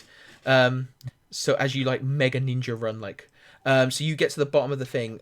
Gallant, you still have an action if you would like to take it. Yeah, I'll come out that I'll leave this to Prince and Lucky, and then myself head back to the stadium. Okay, so that's you'll take 2 turns to get back, if that's okay. 2 movements to get back. So that's like what I could do in 1 turn if I didn't act. Yeah. That's entirely fair, obviously, because that's how far I went out. Yeah. Yeah. Did you, if you to keep up with Lucky, I will need you to make a reactor die because I forgot that you moved twice, so to get to Lucky. So that's a 4. That's easy. Fine. So, June, what are you doing? You've watched the other 3 like disappear. See, I was originally gonna move to help them, but the way you said no one's near the stage except for me makes me feel like there's a reason to be near the stage. I'm gonna continue to do my. Sorry, you cut out then. Jay? I'm sorry. I'm continuing to do crowd control. Oh, you continue to do crowd control. So test presence for me. Do I get any sort of benefit during trying it before? Or is it harder? Is it just standard? It's standard roll. Because you're working with people who have seen now Ultramen take off in a position, UltraLegionnaires take off into a direction. They think that the situation is under control. Yeah. So I got a natural 4, and my presence is 12. Ah, easy. You like calmly, carefully picking people up. You. Oh. We've lost him. He exploded again. Give it a sec. We'll keep going, but I'll just turn the camera windows off until Jay comes. There we go. There we go. Hey.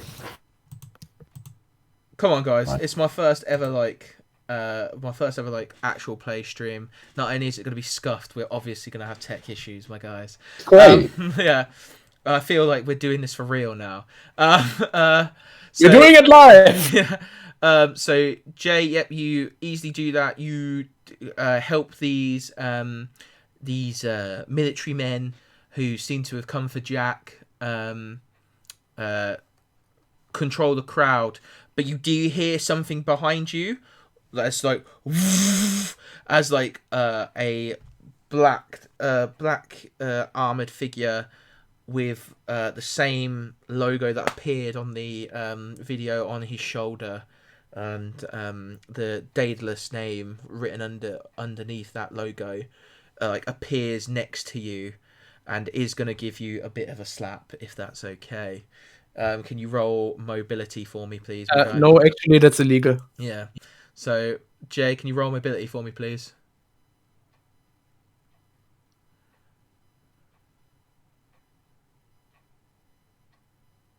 Hang on.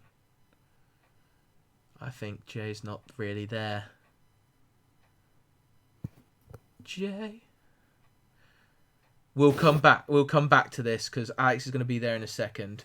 So, currently in the process of coming into June, like I'm heading back to home. ETA 3 seconds. Yeah. Prince, I need you to make a systems check for me, my guy. And I would like you to make that with +5 because he is tethered to you. Yikes. With +5. Right, that is a big fail. I need you to downgrade your reactor dice by 1. As you feel down like to D4. As you feel like something begin to drain from you, as this cable that is attached to you begins to ignite. You get the feeling that if it had clamped on properly, it would have done this straight away. But because it needed to burrow in, it needs to take time. So you are up in the air. You feel like, and your things like warning, like recharge may be imminent. Like you are not in a good way if this carries on. You need to get this off you. So how would you like to proceed? It is your turn. I want to grab this thing that's tethered into me, and I want to pull it as hard as I can. I grab like the tether and just yank it, so whoever is attached to it is coming flying towards me. Power +3. +3. That is a 10. My power is 11. You feel that resistance and you pull as far as you can, as fast as you can, and he starts like coming towards you, but he is a bit more prepared than you expected because he was able to resist a bit more. It's Is this not the guy we punched through the building? Yes. Okay, round 2, let's go. No. So is he coming towards me then? Yeah, he's coming towards you, ready to fight. Fine. So as he's flying towards me, I'm just going to get one of his tonfa out. So he's got the tether in one hand, and then the tonfa kind of stick just comes out of the forearm of the suit. He's just going to bring it up and try and bang against the guy's face. There is a slight complication with that. Fine. You have not come out of vehicle form. Oh, hell yeah, you're right. In that case, I'll be using my action to drop. Am I still in the air? Yes. In that case, I'm not going to do any of those things. I'm going to fly off with him. That's a good I'm point. going to shoot straight up. I would say then, instead of that power roll to pull him, sorry, because I've allowed you to pull him as well, which you wouldn't be able to do. It would be mobility with that advantage where you pull him up. So let's see if this guy can survive a drop from sub-orbit. So with advantage, the first roll was 12, second roll was 12. My mobility is 18. And he's like, yeah, he's gone. He's like flailing because you notice that his tether is like attached to like his waist. So he's like flailing, like trying to like grab onto it and like steady himself. Most people wouldn't be able to like compose themselves enough in this sort of situation. So the fact that he is pretty dope. I did automatically add the +3 because I forgot you will always add +3 against this guy because he's quite hard. But even at 15 to 18, that's still all right. That's why he's like able to compose himself a bit better. I was doing that instead of pulling him. Yeah. Do I get a second move? You do get a second movement. You will have to reactor die for me though. If you second movement. I will leave it there. I'll leave it there as I'm shooting straight up. You shoot straight up. You you watch as the sonic boom, and you have that like moment where you wait for the sound, and then poof, as you like begin to make your way up into the Tokyo skyline to try. He's about to have the worst headache of his life. Yeah, you can hear like I'll say that now that you're this close to him and that he's connected to you, you can like hear him on like his comms, like like trying to like steady his breathing and get himself like so yeah, he's pooing his pants, as you would be. As you realize you've attached yourself to a supersonic fighter jet. Jay, you back? I believe so. Jay, you were getting hit. Can you roll mobility for me to dodge the hit? It's +3. Oh, geez, okay. Oh, boy, okay. Roll d20 +3. That is a dark 5 in total. Came out of nowhere. 5. And mine is 15. Like, my mobility is 15. Oh, yeah, you easily, like, without even, like, looking at the guy, you kind of hear the drop of this guy from wherever he's come from. And you just, like, bend over to help somebody up, and it, like, misses. Yeah. And you, like, look at him, and you're I wanted it to be accidental, so I'm glad you went there, because that's exactly what I had in mind. like, almost like drunken master style, like, huh? Like, where have you come Exactly. from? Like, so yeah, you do get responses technically because it was your turn. Okay. Oh no, I'm sorry, still quite far from the shoot. Sorry, you took your turn. That's Yeah, why he appeared. Sorry, my bad. So we're technically I did the Crowd control. yeah. So we're technically on Lucky, who you see my guy just take up into the sky with Prince, and you see this guy come out of the rubble of this skyscraper, like flailing, trying to grab on. Like, what do you want to do? Okay, so I'm gonna have a question that is gonna be a little bit sus, but Ask me your sussy backer questions. okay, so if I use my whole movement to get up to the top of the skyscraper, could I use a second movement to jump up and try to grab onto this guy in the air? I will allow you to roll for mobility to see if you can lariat this guy from, like, basically use the, like, what's his name's thing to, like, hit this guy, like, almost like, Yeah. you know, like, how Minato hits Toby with the Rasengan, and he just, like, comes from above him. That's basically what you'd be doing. You'd be, like, coming up. Oh, I want to hold on. Oh, you want to hold I want on? to be attached to this. Okay, yeah, sure. Go for it. We need more passengers on this train. Prince, can I have a lift? Good. They're gonna real. So I'm gonna say yell at comms. I'm gonna say like that to you get need to consent. roll reactor for the movement. And Sure. because this is dope, I'm gonna allow it without any test. You use your movement So to get Prince, there. what is the certified load of this baby? Prince is very much of the view that his suit will do whatever he wants it to do. It'll work. So I will get Prince to test power at the beginning of his turn because he's also Yeah. still got that thing attached to him. So, Ollie, what was your reactor die for the movement? Okay, so wait, it's a D6 now actually. Heck, Yep. I'm gonna have to swap. That's another one. Down to a D4 as you're At least you know I'm not cheating. yeah. Like it's like please stop, please, like. I'm not giving a And- fuck. And the problem is, you know, this suit's like still really experimental as well. Yeah. Like, so you have no idea what's going to happen if this goes wrong. Yeah. So yeah, you are on your way. You're being lifted up by Prince. So that's Lucky and Prince. Gallon and June, you're up. By the way, for the visual sake of this, I want me to have jumped up and grabbed onto the guy that's hanging off. Yeah, no, that's what I'm saying. So I'm Because like, it's you know, dope. arm around his waist. Like, you know. He's like trying to get to you, but because he's flailing so much, because this is all happening so fast. He's like flailing. You're like like the G's are starting to get to you. Like, yeah.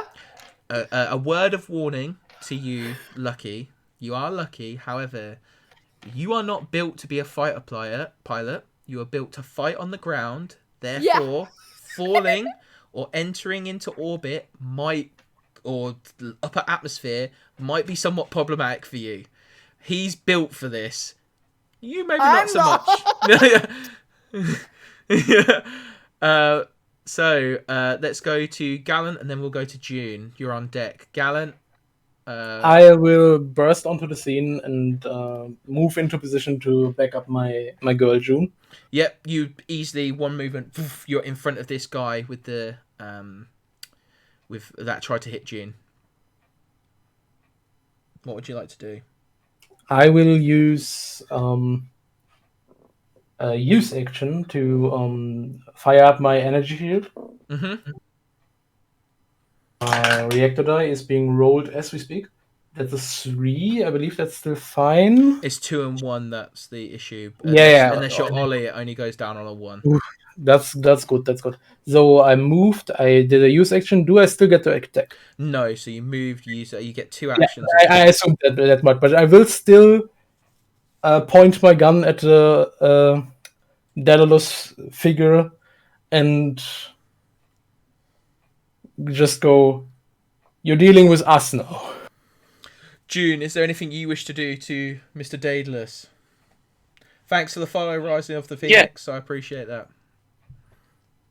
So there's one that shot at me and one that's currently airborne.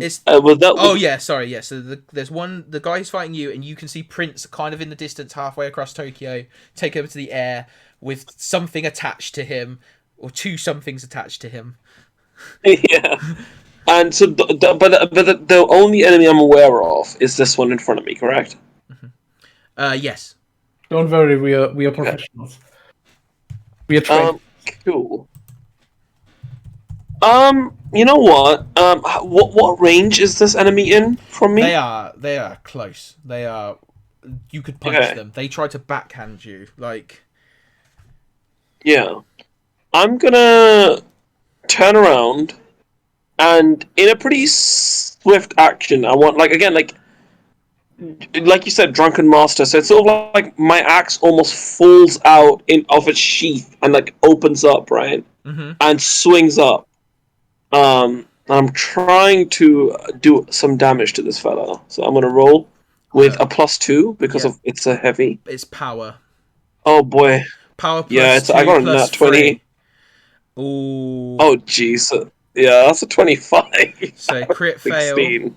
Crit fail. Yes, sir. Is that the first crit fail of the night? It's the first crit fail of the night. Yay. I need mobility from Gallant, please. I think I had the first crit fail last time as well. So yeah, Gallant, I need mobility from you. That's surprisingly that's 6, which is 3 under. Well, I was going to say +3 because it's coming from it's coming from someone you're not expecting it to come from. In that case, go ahead, hit me.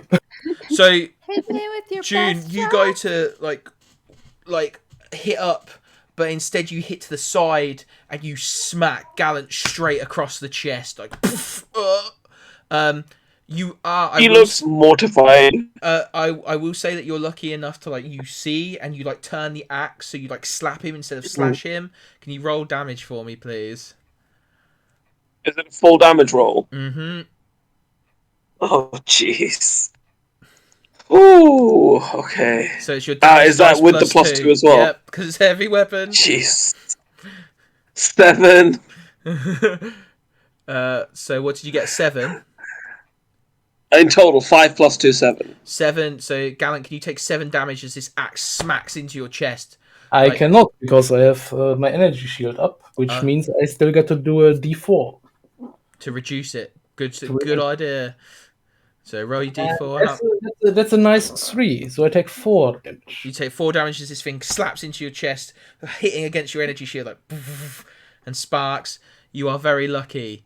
You might want to steal that code name. No, it's fine. It's right there. Easy. It's technically their go, because they go on the same turn, and I wanted them to go because Luke needs to make a systems roll. And this guy's just going to double attack and try and hit. What's that power? So Luke needs to make a systems check at the beginning, at the top. So Luke, can you make a systems check for me? Systems check. It's a 7. My system is 8. You like, because you're bolting it, he can't quite get like the cable to work. You see him like he's trying to do something. He's like hitting something, but because also Ollie's in the way, he's like struggling. Like and Marco's trying to be in the way. Yeah. He is. So here's how this is gonna work. Ollie, I need you to make a power check, please. I'm gonna say because of the fact that's my big boy number. He can't really do anything, so like he's just trying to get you off. Like power check for me, please. Can I have mobility rolls from June and Gallant, please? As your guy pulls out like knuckle dusters that he puts on his hands and starts like trying to fight you off. 4. Did you want the result of my power roll? Yes, please. That is a 7 out of 18. You just hold on for dear life. You actually hear like his armor begin to buckle underneath your like strength. What was your mobility, Gallant? 4 under. 4 under, easy dodge. June. 3 under. 3 under, easy dodge. You like as this guy like She goes to check on Gallant, and so the guy misses her. Yeah, she's like, I'm sorry, and like that, like, so a casual dodge. Prince and Lucky, you are up. What would you like to do? How high am I at this point? You, in a couple of movements, will be in lower atmosphere. Like you're gonna be at cruising altitude for planes. Like, the problem is I can't attack until I drop out of vehicle mode, and if Yep. I drop out of vehicle mode, I'm going to enter free fall. Yeah. So over the comms, Lucky, you're actually just going to hear Prince go, "Ever played chicken?" Then I'm going to deactivate vehicle mode. So you need to use the use action and do your reactor die, please. Fine. So that's D4 reactor die. That was a 3. You're right. Vehicle mode. So the wings kind of snap in, and he just kind of arcs almost gracefully kind of back as gravity realizes what the hell's going on. It starts to plummet down, and he's going to basically be turning to kind of, just as he's falling, just calm down right on top of this guy. I'll allow you to have that attack. Like you can you disactivate and then you just bang into this guy to like hit. So roll power. I better this hit. It's a 3 under 11. Roll damage as you just crack this guy straight across the face. D6 damage die. That is a 3 damage. Can I roll for my chain blade? What's your chain blade attached to? So it's to sort of go again with the tonfa. Oh, okay. So you did have your tonfa out. So yeah, you can roll the change blade. Yeah. That is rolling reactor die, and then I'll deal the damage a second time if I hit it. So that's reactor die 3. I'm okay. And then do I roll damage again, or do you just want to take that other 3? Roll the damage again for me, please. Yeah, so the first hit cracks down. Yeah. The tonfa spins round. He goes with the backhand. Bang. So go again. That is a 6. Yeah, so you do 9 damage to this guy as you crack. I just want you to be aware, this is the visual we currently have. Marco is holding this guy from below, and now you're in free throw. That puts Marco like flat up against him because of air force. Yeah. Like wind resistance, and you're like straddled on top of him, like wailing on him. So this guy is getting it from all fronts, like in mid-air. Prince is a fighter pilot. Yeah. Prince is a fighter pilot, and as he's plummeting, he has just a number ticking down in his head of like, I know exactly how long I have. Just dish out until her. he has to fix this. Your both of your things as well are like almost like in the Baymax voice. In the Baymax voice, it's like, you were in free fall. Do you need assistance? like, is everything okay? No. So that takes us to my guy Galen and my guy June. What would you like to do? As a quite heavy armor plating and energy shield of Gallant has allowed me to, well, not shrug off, but at the very least endure the accidental attack of my teammate. I will keep my focus on the enemy at all times and attack them with my energy blaster. Good stuff. Could I intercede and try and go before you because I can inspire speech you? Yeah. Would that be okay? I would be okay with it. Yeah. Okay. Perfect. So then, basically, in sort of checking on you, like again, like she's got these actuators and stuff in her face, and like all of them are glowing like bright, but sort of a warm green. And you can see she's really concerned for you, and sort of as you dodge out of the way, she'll like grab you, and like by the shoulder and go, "I'm sorry, but we can do this. Just get in there," and try and sort of give you that a bit of that pep. So now you have advantage on a single test made before the start of your next turn. So that attack will have advantage. Test power, my friend. So that's my use action. Mm-hmm. Do you want to continue your turn now, Yaki, or should I finish my turn? I would like. Okay, you continue your turn. I'm going to roll. I have advantage, correct? Yes. Yes. +3 to all rolls. Woo! Oh, I think he's hit. A 20 turned into a 1. Nice. Double Oh! double dice I'm damage so for me then, my glad. guy. Roll your dice and double. Roll 2 of your damage. Oh, I'm so glad I stopped you. Could you imagine if the way you two kill each other is by hitting each other? My damage dice is a d6, and it's a 4 and a 6. So 10 damage as you crack this guy with your sword, I'm guessing?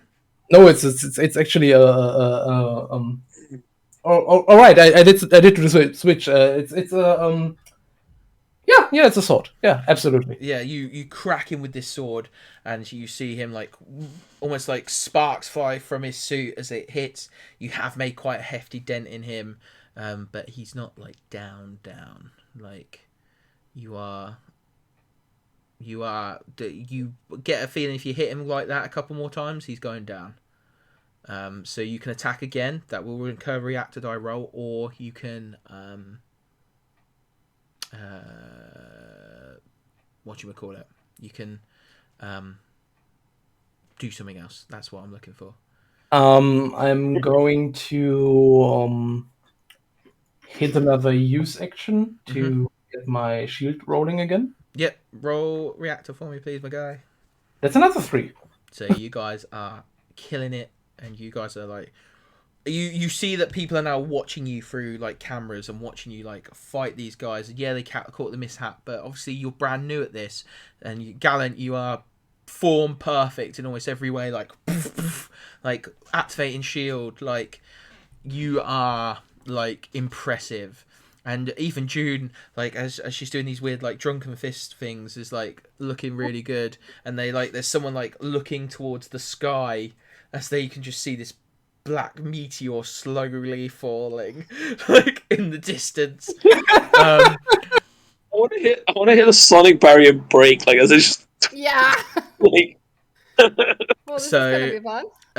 That brings us to our 2 assailants, because you guys have had your I turn. think wait, because I only use my haven't- use action. Okay, I only use my use action there. okay, and then have you not had a go, Lucky? No. Oh, I thought. The last thing I did was jump up. But Okay. That was before the enemy. That's my bad. I think. We'll do June. We'll come back to you, and then we'll do enemies, and then we go around from Prince and Lucky again. So you kind of get like back-to-back turns because I'm an asshole and I bissed out your turn. It's entirely fine. Yeah. Go on then. No self-deprecation in the charity stream. Yeah. Yeah. Go on then, my friend. So I have a move and an attack left, right? Yep. Okay. I don't think I need to move, so I'm just gonna attack. And I'm gonna try and recover my on that great axe and hit it again. And you said that was a +3, yeah? +3 to hit him, yeah. Please. That's a 10, which beats a 15. Oh, sorry, 16, which is my power. Yeah, you hit. Roll damage. Okay. I hit, and then even then it beats, so okay. The damage is d10 +2. Oh boy. Math. Ooh, 8 +2, 10. So I do 10 damage.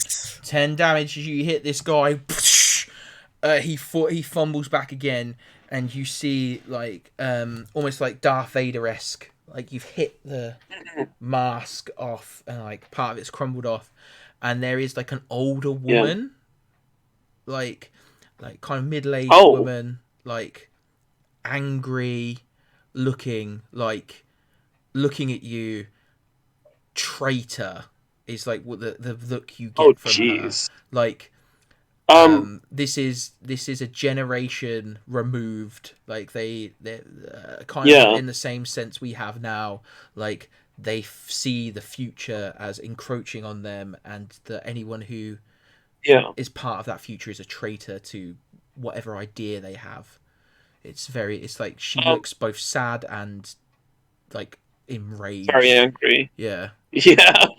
The way I imagine like June doing the move was like she sort of recovered it and then did like a twirl almost with the axe and went like swung clockwise and then hit from the left. Yeah. And so she does that and then the mask breaks and then her eyes sort of widen and she's trying to process this new information, and I guess that's where my turn ends.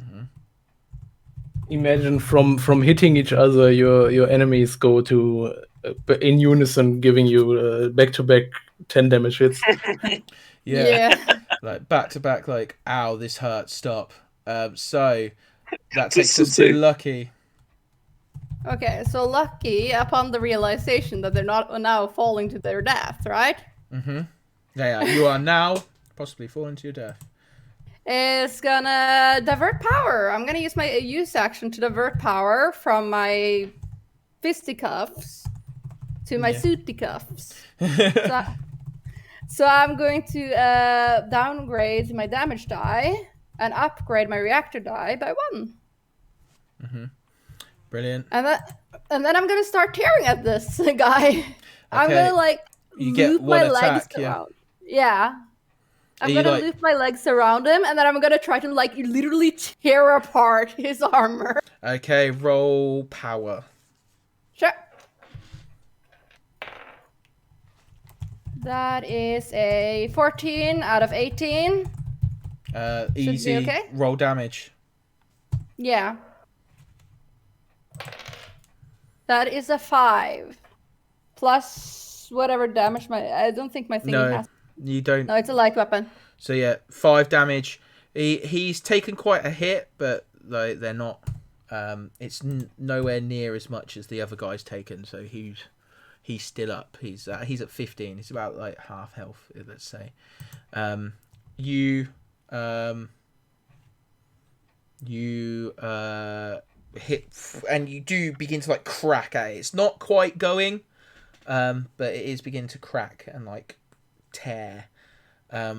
Their suits aren't quite like yours. They're still like a fabric and like reinforced, like Kevlar almost feel to them. Whereas yours are like more cybernetic and like metallic. There is this suit is well defended, well armored, etc. But it is not. It's not as high tech. It's there's no alien tech in it at all.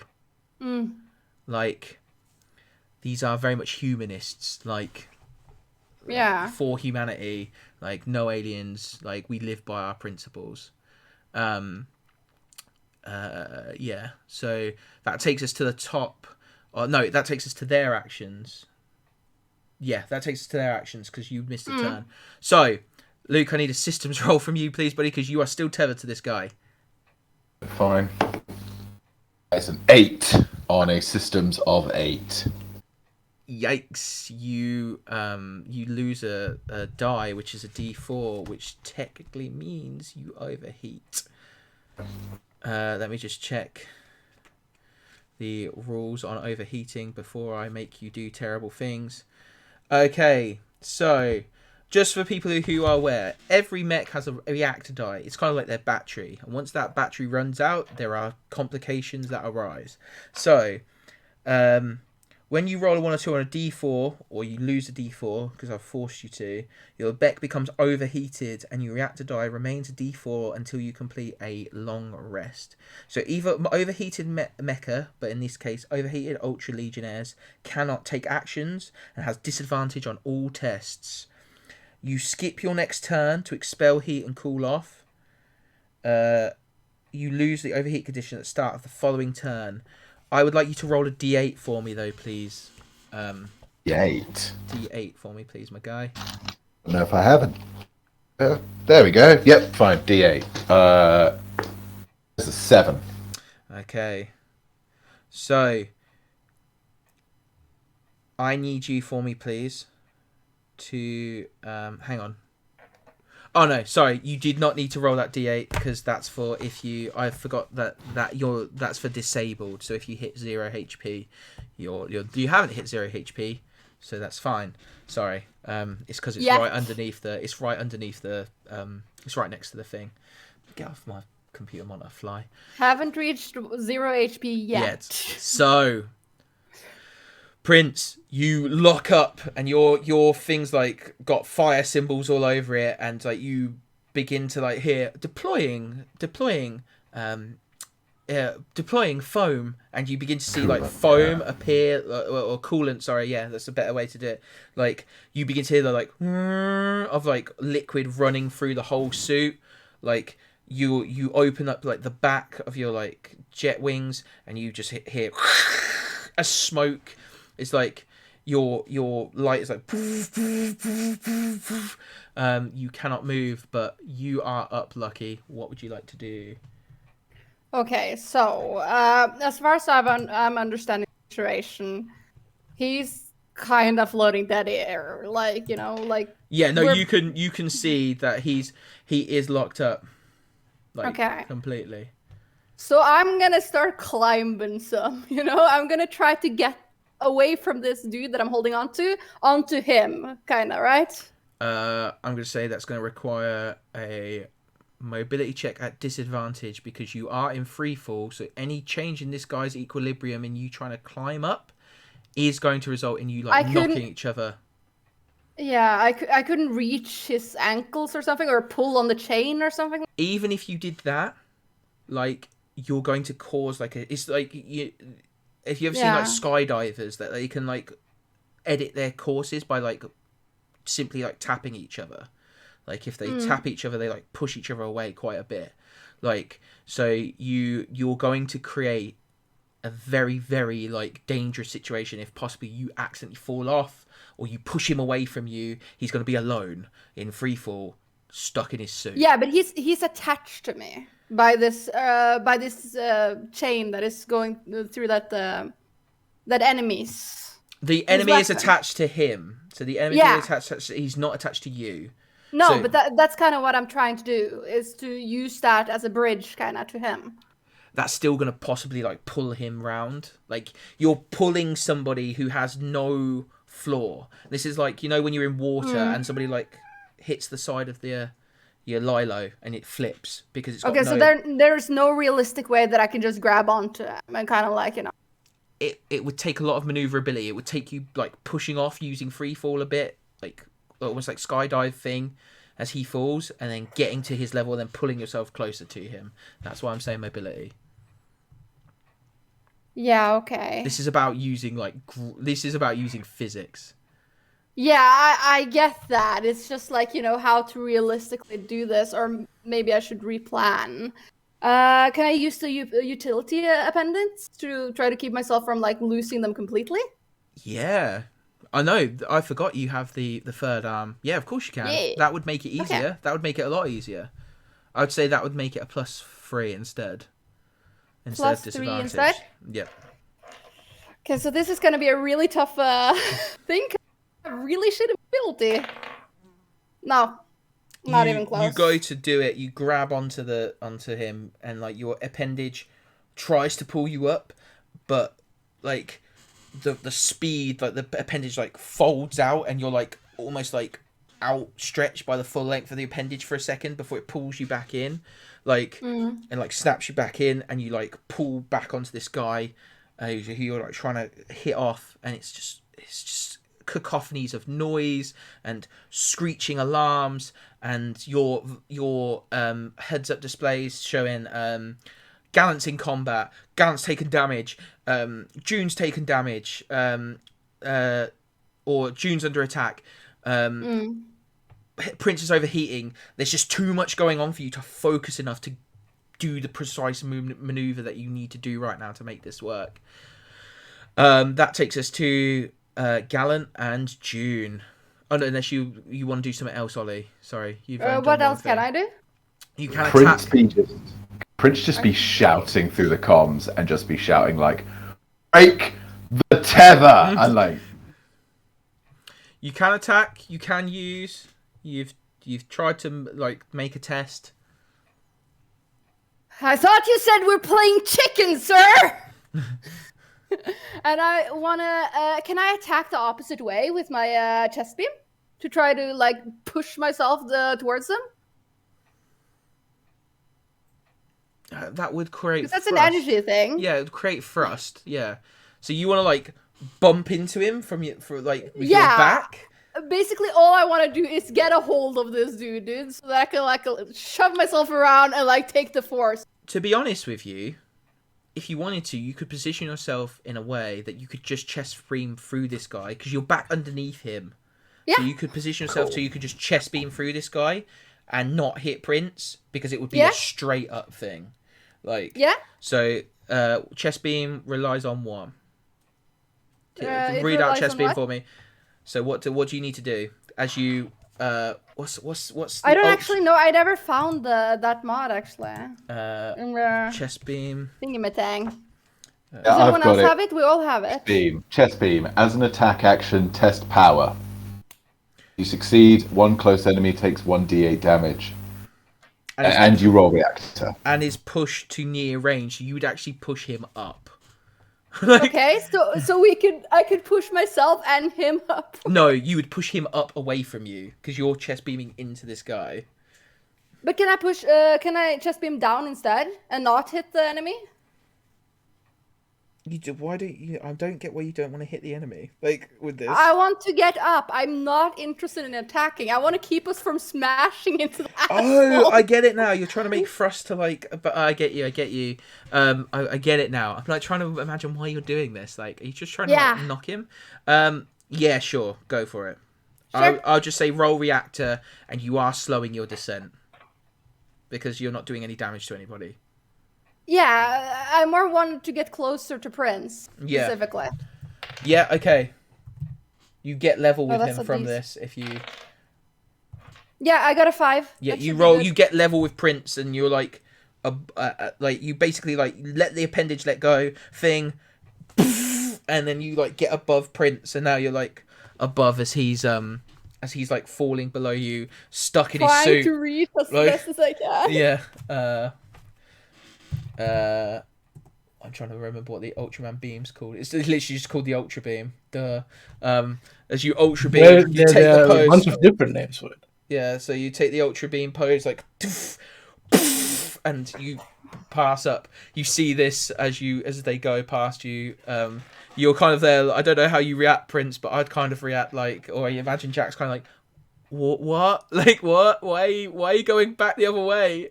Like, that takes us to my friend June and Gallant, what would you like to do? Is your woman is like like she's like gritting her teeth at you. She's almost like feral in her like her want to survive and hate you with everything that you are.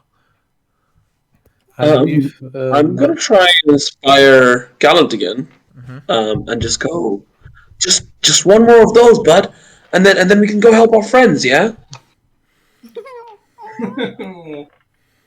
She's so cute. That's cute. June's so cute until she breaks out of her armor. Like, So, you want to continue your turn, or should I go now? I'm okay to continue, but you can go. I'm okay with that. Okay, I'll start just of do the the turn, rest of I'm mine. going Yeah. to use my use action to give another action to my girl June. Okay. so you've got advantage. You've got an extra attack if you want. We got both the supports in the same round, you know?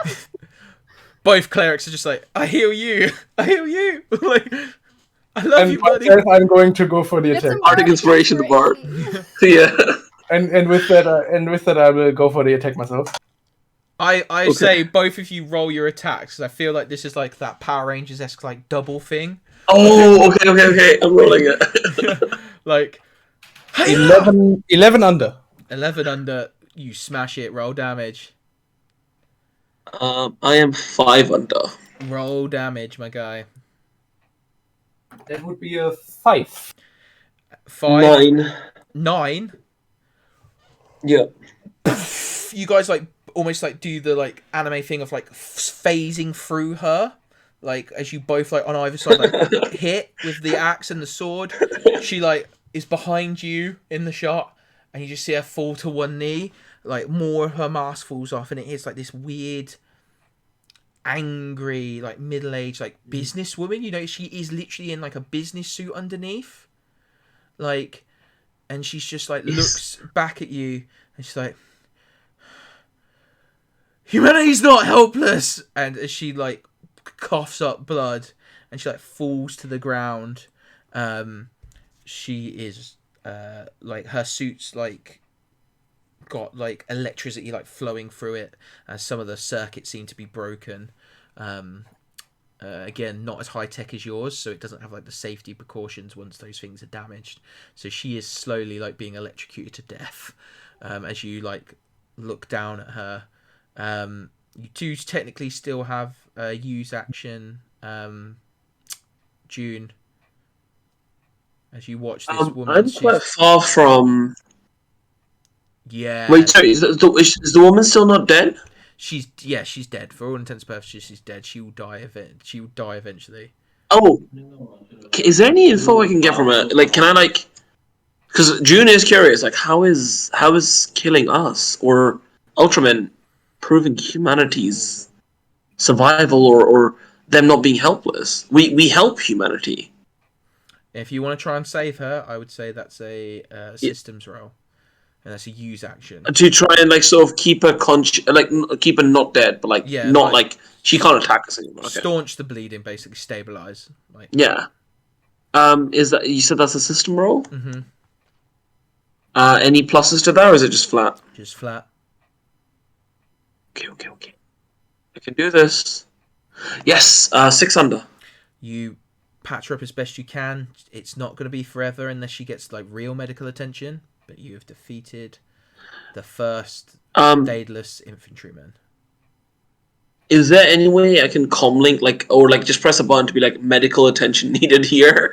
Yeah, like ambulance, please. You've got like SOS and communications devices. I easily there's I'll just quickly tap that. There's stuff on standby here. Like you're at a public event. There's probably like ambulance and stuff here. So you see some paramedics. Yeah, exactly. To like come towards you as you like hit like a thing on like side of your head, which is like a distress beacon, and then it automatically goes to the nearest like emergency services. Awesome. That takes us to the enemies, or the enemy, who is still there, sees you like chest beam past. I need a system roll from no, not system. You're not tethered yet. I need a power roll from you, please. Power? Yeah. That is a 14. And Plus my power 3? is 18. 17. Yeah, I'm so still under. So still under just as again the but because again you didn't succeed by 5 or more, you watch as another tether from the other side cracks onto you and like into your shoulder, and you hear like as it buzzes into you, and you are now tethered to this person like Prince is. They are going to attack Prince. I need a mobility test with disadvantage, please. They also need to roll on their reactor die. First roll is a 13.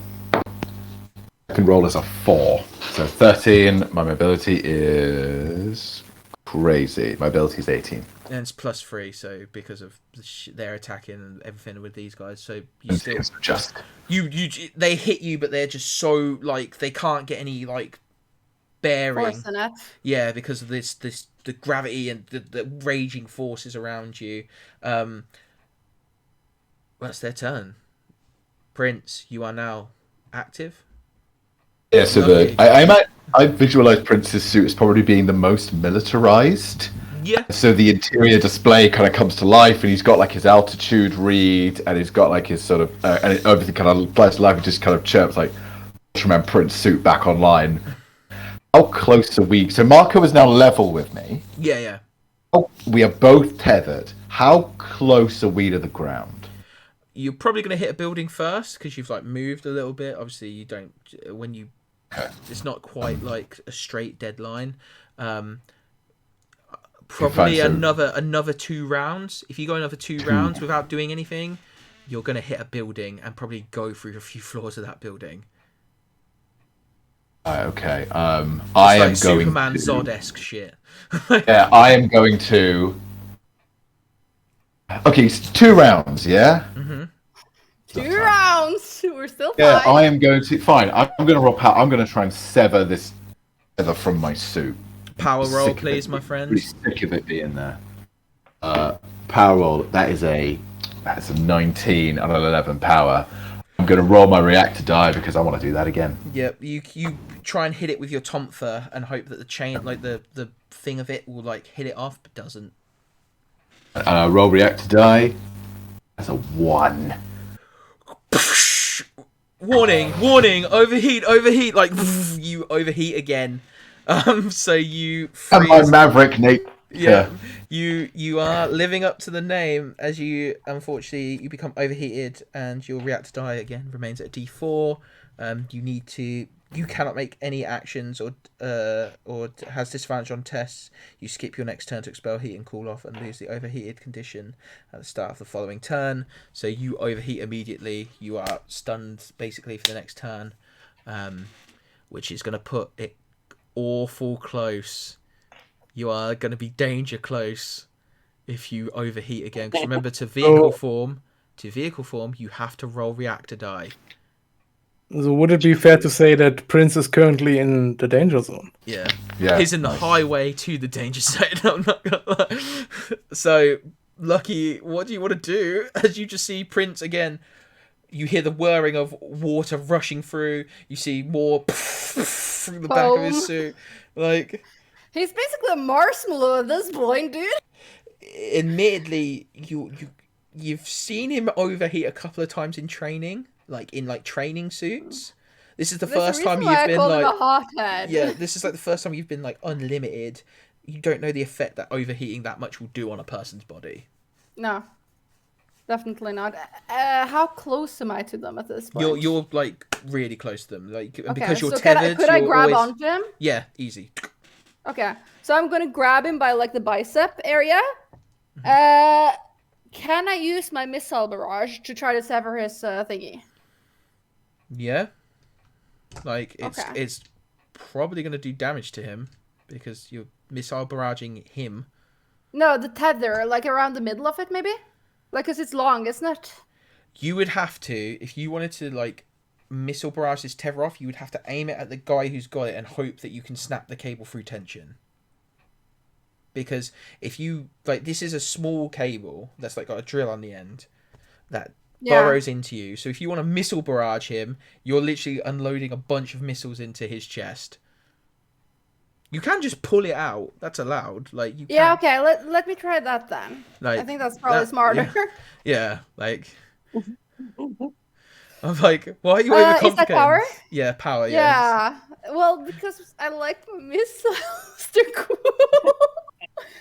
Technically, Shoot! Can I shoot Yeah? missiles at ally? yeah. Just roll +3. That is way within. I got an 8 minus 18. You undo his. I do need you to test systems though, because it is your turn and it's in you. I 3. failed. You take a reactor die, so you need to go down Yep. 1. As this thing like, and you see the person like kind of is like begin to get a bit more jolly that the fact that Yeah. what their tech is doing is working. Okay. Did that take my use action or my action? I would say that was a use action to pull out. You can attack if you want to. Can I use my attack main action to use another use action? Oh yeah. You can do double use, but that would be a reactor die. Reaction die, yeah. Yeah, I'm gonna risk that. Why Okay, not? roll gonna- roll D4 now, right? Can I do? Does that go in boy. first, or does the use action go in first? The reactor die goes first. Okay, then I don't think I can do it, but I'll do it anyways, cause you know. The reactor die goes first. No. Oi. Because it almost like That stuns was my you. D4. Like it's almost like your suit locks up because you can't do what you're doing. Yeah. That is a 2, which is still within. Yeah, bounds, because you're a I'm vet. You're the veteran coming in. Your like veteran skills. You push through. And what do you want to do to pull yours I'm out? diverting power. Okay. Can do this all day. All right, Steve. Calm down. What are you diverting power to? So your reactor die goes up 1. Yeah, I'm up to 1d6. And then I'm gonna pull him so that again, if we crash down, I want to be like the first person that hits the ground. Basically, I want to kind of like take the fall if things goes to hell. Okay. You position yourself that way. Easy. Then I'm done. All right. Gallant. June. What do you want to do? I immediately following the proclamation by our enemy, I will say, no, humanity is not helpless, because humanity has a way of helping itself. And yeah. if that ever fails, we will be here. Fair enough. Your pose. You do your pose. The moon appears behind you randomly. Like Yeah, the it doesn't make scar. sense astronomically. Like horoscopes all over The are cave totally wrong. is just bellowing. Yeah. Is there anything else you? So that's just a free action because that's dope. The people were scared, but now they're like, What do you want to do? Inspiring speeches are free actions. How do you want to do this? Well, since this seems to be contained, and You do have tactical readouts of all your friends. So like, you do see like the emergency services inbound for June, who's at the person. Yeah, attacker. June, this is contained. June has a handle on it. The person will be saved and apprehended. I'm not entirely sure that I will be able to do anything about what's transpiring over at Princess and Lucky's location, but I will still try and sprint my way over there. Something feels. Mm-hmm. I do not entirely know what I intend to do once I arrive, but I will try to arrive as fast as I will be able to. You have to double move. Yeah, I will absolutely do it. Roll reactor for me. I'll follow as well. Okay. That's a 5. 5 double move. So roll for me, please, June. Gallant doesn't miss these. My boy Gallant doesn't miss these. Rolling reactor die now. Which is a D6, and I got a 5. Okay. So that takes us to I am aware on time, so we shouldn't overrun by too much. So I'm going to give it. Lucky and Prince. Like, Princey, you're still stunned for this turn. Lucky, what do you want to do? I'm gonna try to untether myself too. So use test power to rip it out, basically.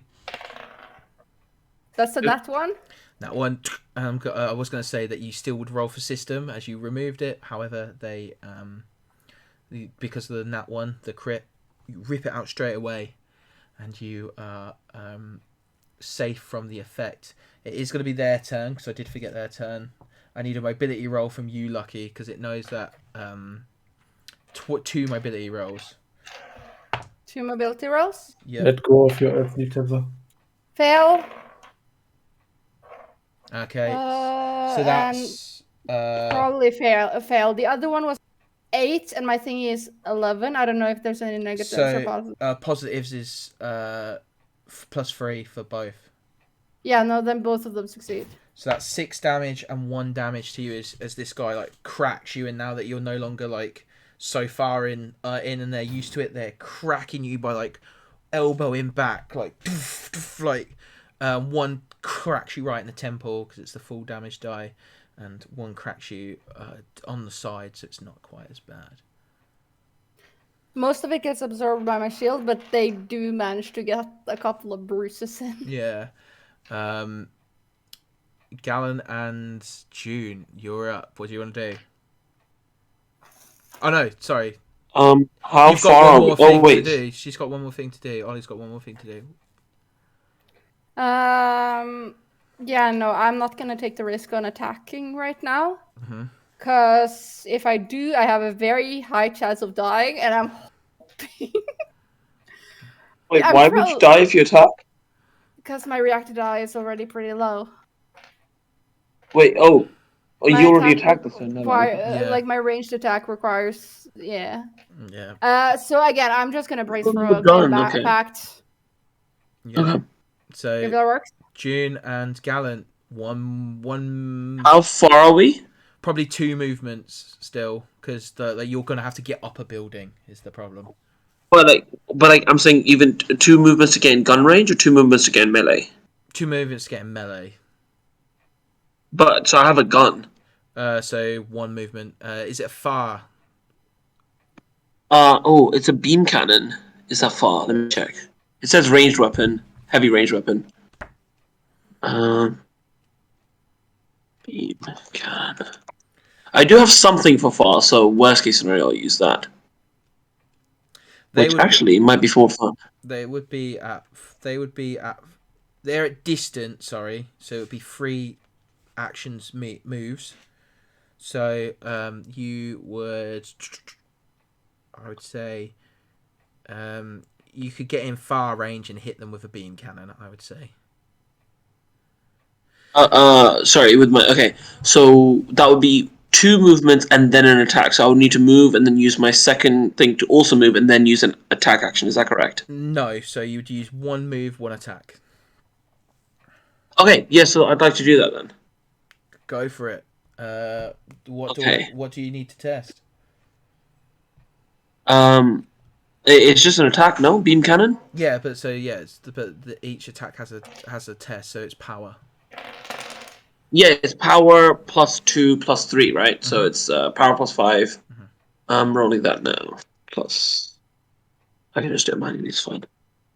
So I got a 19 +5, which is 24. So that doesn't hit. And then it completely whiffs. And then seeing sort of the precarious situation, there's a bit of like a concerned look on June's face, and like she's wrestling with something, and then she sort of sighs a little, and then presses a button on the side of her face, and the mask starts to sort of like come away from her face, and you see like sort of this alien, weird, almost humanoid but very grotesque in a way, face come out and sort of widen way more than you would think it would be containing the mask. And I'm going to use Moorbeam as a use action test presence to deal your damage die to a single enemy within far range. Is that presence also with a +3? Yes. Oh boy. All right. Oh please. Oh, meeting fails, right? Your meeting fails. Yeah, has to be under. Ah, that would have been fun. Unlucky. Oh well. So that fails, and then so yeah, a beam comes out of my mole, as it says, and it will like just shoot a light show across the Tokyo skyline, Yeah. and nothing will happen from it, and I will roll my reactor die. That is my turn. Okay. So you guys, Luke, it's technically Prince's turn. What Yeah, about right. me? Oh, hang on. Who hasn't gone? Oh yeah, gallant. Gallant. me. Then go for it. Sorry. First thing first, move one move to move back up with June. Second thing, use action to have June go again. I'll shout some course corrections. You were almost on mark. Just go again. That's both your actions. No, that's my yeah, absolutely. Move to move. Yeah. Yeah, So move and go, then go again, June. All right. What do I get to use? My attack again? Yeah, you but get then to I would attack. need to. Beam cannon. But would I need to roll reactor die for that? No. Okay. Okay, perfect. I'm rolling that. Please. Thank you, gallant. Yes, 14, which beats 16. Let's go. So roll damage. I get to. Yes. If you get That 10, is a. if you get I can't get they'll 10. die. I got 7. I got 7. This guy gets bodied from the side, and you see as his mask falls away, it's like a graying, like human man. Yeah. Boomer. Yep. Angry, angry looking beard, like shaved at the sides head, like, and I guess Jack would recognize it. The beginnings of a Navy SEALs uniform. Oh. Like, and Plot twist. yeah, this guy is this is why this guy survived so long. The other one was like this, like salary woman augmented, and then this guy is like an actual soldier. And that's why he's lasted so long. That takes us to Prince. You unoverheat. You are ready to go, but if you do not succeed in transforming right here, right now, you guys are going to crash. So, despite the fact that he is in free fall and that the suit has failed twice, that's up for interpretation, I think. He's still calm. He's just he's watching like the buildings are sort of going past, and he's got the altitude timer ticking down on his screen. He's still just like, just kind of keeping his breathing steady. And yeah, I'm going to roll reactor to activate vehicle mode. There's a 2. yeah. No. Like, you go to, and it freezes up again, and you, like, it is like, danger, collision imminent, like, Lucky, what do you want to do as you see this building coming closer and closer? Okay, so I'm gonna like little spoon and big spoon. Mm-hmm. I'm definitely the big spoon in this situation, and I am bracing. Like I'm trying to keep this one alive, Mm-hmm. but I'm prepared to take a lot of damage. I would say test power. Power? Mm-hmm. This has the makings to get very dramatic soon. So that is 7 under. Okay. So this is how this is going to work. I'm going to allow you to do that again. And if it's however much is under, is how much damage will be reduced from the next couple of rolls I'm going to make, which are the damage of you falling, hitting this building, which will be quite big damage, and going down floors will be less damage, but there'll be quite a few, right? So, roll again. Roll reactor as well, because I'm going to say this is your 2 use actions. Okay, so I got an 8. That is 10 under. Okay, so reactor. you're 17 under. Going on. My no, that's a D8. D4. As A you D6. D6. Oh yeah, you diverted power. Got you. So I got a 6 on that. Easy. Right. So initial impact is on a D12. Okay.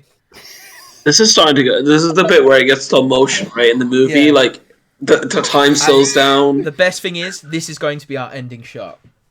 Yeah. Like, so Yeah, exactly. initial impact on this building is going to do, and remember you can minus 17. You don't have to do it all in one go. You can minus it off different rolls. Yeah.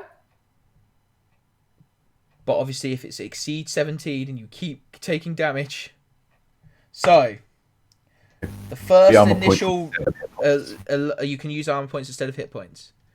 So yeah, I don't have any more of those. You hit those away. Yep. So the initial hit is 10. The initial impact is 10 damage. Reducing 8 from that. Is there a reason not to just use? Yeah, I'll just all reduce 10? the whole amount. So you reduce the whole 10 on that first one. You brace. Poof. How much are you reducing by? Well, Everything. Actually, hang on. Technically, Luke is paralyzed. Yeah. So we'll say on the he can't reduce that initial one, but the next ones he'll be able to reduce from. So Luke, you take 10. I can't Wait. take the whole thing. No, you can't take the whole thing for Luke. So Luke's still going to take damage from hitting the building. Like I'm down to I'm zero. trying to make it so that I'm hitting the building. Like I'm underneath him. I'm like holding him under his arm. Like Okay. Ooh. When the DM says okay yeah, like that. This is why I'm preparing to die, dude. So I will say, then, you will take his 10 as well. Yep. So you're going to be reduced by the whole 17 on the initial impact. Yeah. So that then I have 3 more points. No. I Yeah, have you take 3 points that I damage. take. You take 3 damage. You tick over 3. Yeah. So we're going to roll for floors. How many floors you go through? Oh no. How many floors are there? We're going to do a D10 to decide how many floors you go through. You go Sounds through like a high roll to 9. me. I knew it. I knew it, Anderson. You son of a bitch. So Let's see how lucky I am. So, we're going to go through 9 floors. Luke, you still have 17 to reduce by. No, I only have. Do I 3 have left. 17 I play with only as You have- have well? 17. No, you Oh, get, he had 17 too. you Yeah, so what happened is you braced, which allowed you both to reduce the damage by 17. However, you decided to take his first initial brunt of force as well. So you took 20, so that he didn't have to take the first 10 because he's locked up still on the first 10. He can't reduce the damage. So he now has 17 to go through these floors with. You only have 3. No, you have none. No, she has none. You have none. None. No, I've taken 3. Yeah, you've taken damage, 3. Yeah. So, Ooh, 9 floors. ooh, maybe Luke. One question. Yeah. We were on our way there. You were at the base of this building. Yeah, but like we were one movement away from getting there. No, you would have been one movement away from getting on top of the building. Yes. Yeah. Which was what I'm playing it. Yeah. Can I catch them? Is that what you're gonna say? The thing is, they are currently coming down in a rapid fashion. At any point, are they constituting as close to me? On floor 9. I would say after 4 floors, they would be close. I don't think we could live through that. See. I'm gonna say, what if Prince then Actually, becomes the Prince big boy, might. big spoon? Yeah, Prince becomes the big spoon, take some of the floors for you.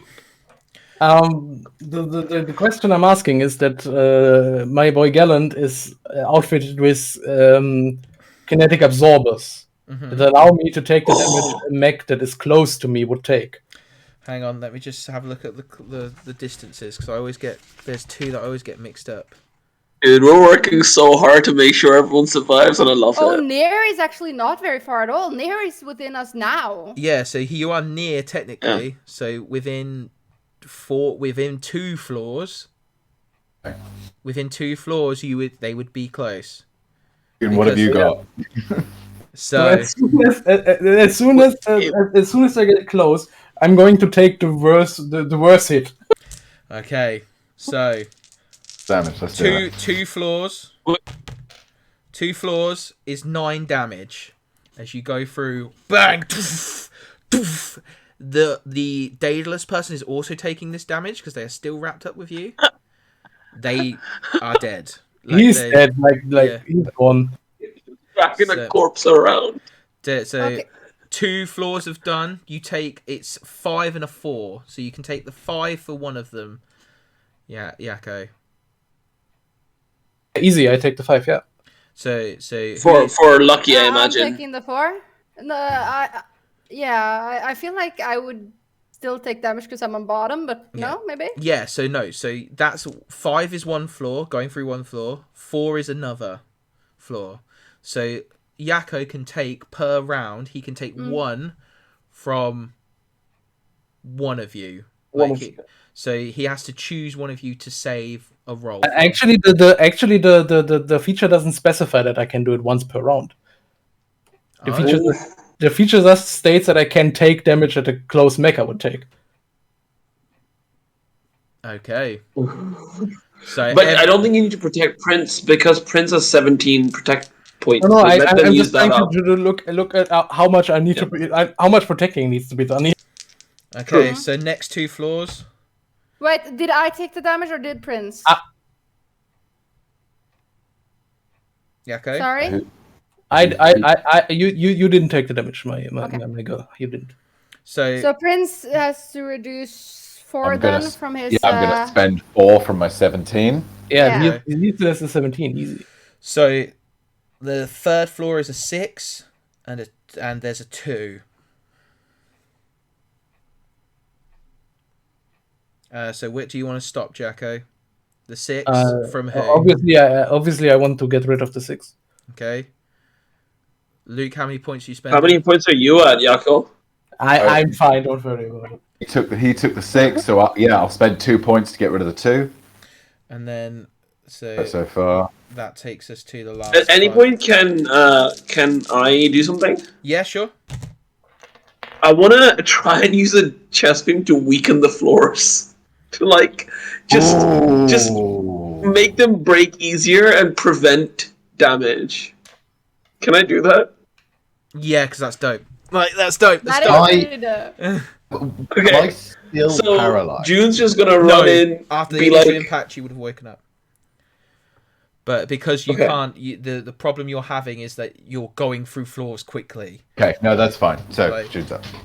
So I would say then that we'll do 2d6 for the end as June ultra beams up. You watch as this ultra beam tears through this building, goes into the night, the Japanese skyline, the Tokyo skyline. You guys crash into the bottom. That's 9 damage in total, a 6 and a 3. So Yakko, you can. I think you probably reduce the 3, so we use up the 17, because we don't want you to die either. No, that's fine. Yeah, I've still got 11 to play with. I cannot take the 6 anymore. Yeah. So our ending shot of this episode, if we ever play this again, is Prince goes to transform, locks up. Lucky braces on, like full Nelson's the Daedalus person, and like somehow manages to get Prince's arms as well. Like the first initial hit, the second hit, the third hit, and then June, in a quick bit of thinking and gallant through holding on, and almost like this weird, almost like supernatural phenomenon like waves around him and envelops you as you guys start taking damage. June beams up into the sky through this building, allows you to clear passage to the bottom in the dust and the rubble. Lucky, barely alive. Can June catch Lucky like a baby? Then you gotta catch both of us. You've got to catch all three of them. I mean, I'm wearing an Ultraman suit, and the power is 16. Like, I feel like, come on.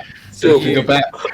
You catch on, fall back a little bit as you clatter to the ground. Lucky rolls away. The Daedalus person cracks onto the ground, like almost bounces up, and Prince, finally able to move, kind of as he's been trained to do in the past, like rolls up into a ball, crashes into a corner, straight into brace position. Yeah, and the four of you in your first incursion as Ultramen against the Daedalus Foundation are somehow alive. Somehow have won the day. I did not expect that. Have somehow survived the day, and you watch as multiple people emerge from the rubble, phones out, recording. I feel like all three of you kind of had near-death experiences, and June is just here on max HP and armor points. Like, I'm here too. So that is where we should end today's first possible pilot episode of Ultraman Legion for SANDS UK, the Stillbirth and Neonatal Society charity that helps grieving parents through their time dealing with baby loss, both in utero and postpartum, and is also looking at ways to help children with birth defects that make them incompatible with life. Prevent those things in the future. So thank you very much to all those people who donated. I am aware that we've overran by like 18 minutes, so we can quickly do some outros. We can say goodbye to our lovely 8 viewers. Really thank you for staying on and doing your bit. I appreciate that. And thank you all for your hard work and your dedication and just everything. It was awesome.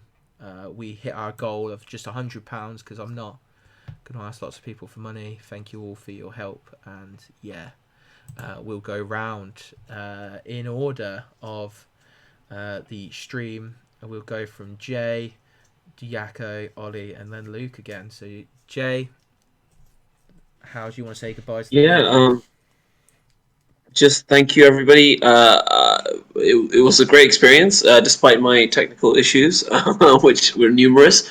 I appreciate you inviting me, Addison, once again, and I'm glad that we smashed the goal. I hope that the donations keep coming a little bit longer, maybe, and let's do this again, at least from my side.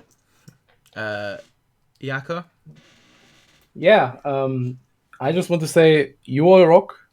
And every single person who stuck around and watched us get deeply invested in the fate of a few characters also rocks. And if you donated to this lovely cause, then you doubly rock. So, yeah, let's go. Thank you. Rock squared. Rock squared, my boys. Ollie? Thank you all for watching and for donating, if you could. And thank you, Adderson, for being here and for setting this all up. It was amazing. And thank you all for playing with me. Yeah. It's great. And then Luke. Ladies and gentlemen, thank you so much for joining us. Thank you so much for donating. I really need to have a word with whoever built my Ultraman reactor. Thank you. It's been great fun. It's a seriously fun kind of little game. It's been a really cool opportunity. I am going to ask quickly, is it cool if I grab a screenshot of those present to post on the Insta tomorrow celebrating our achievement? Yeah, sure. It's only there's two display pictures, so. Oh, that's fine. Big smiles. Alex is already providing a big smile. Fantastic. Thank you very much, folks. Yeah, thank you, Addison. And obviously, I have been your GM today. I am Addison. I am your favourite friendly furball who hangs around the internet. Hopefully, we do this again. Thank you very much for donating to this charity. That means a lot to me. An unsung hero that I forgot to credit at the beginning is Ashy Spirit on Instagram, who did my Ultraman head that you can see on the overlay, did Luke's call, Jack, and also our very own Ollie and Yako, who provided art as well. Ollie and Yako helped with Jay, Yako's and Ollie's art, so thank you very much. It was really helpful.